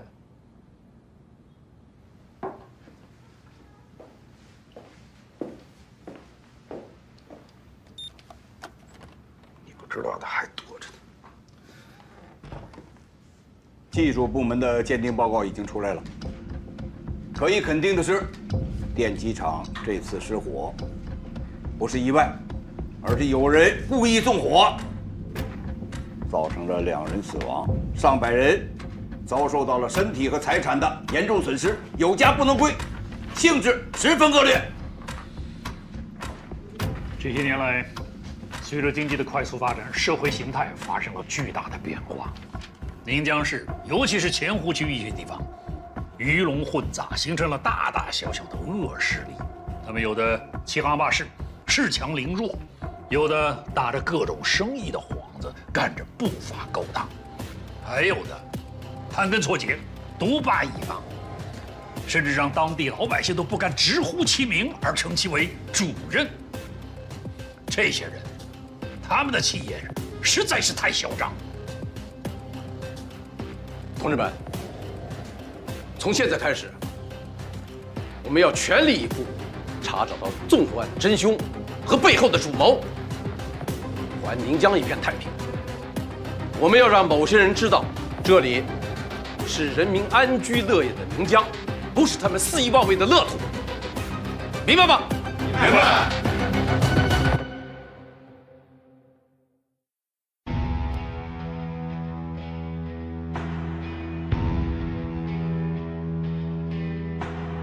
雨夜的迷雾遮住凌乱的脚步，最烈的狂徒遁入黑暗的恐怖，呼喊声那么无助，身后没退路，祈祷着谁来守护，为他不退步。火热的力量，我是最初的光芒，而太阳终将抵挡罪恶与肮脏。人生烧着炙热滚烫，烙印下个希望。所有的重伤遗忘，是我的勋章。全力以赴就是态度，这不只是任务。经历痛苦，献出全部，唯一的国度，不许罪恶侵入。那是我家我土。我的你和我的路，不是上路，当就托付，将我的手抓住。利刃在手，呐喊在后，胸中藏。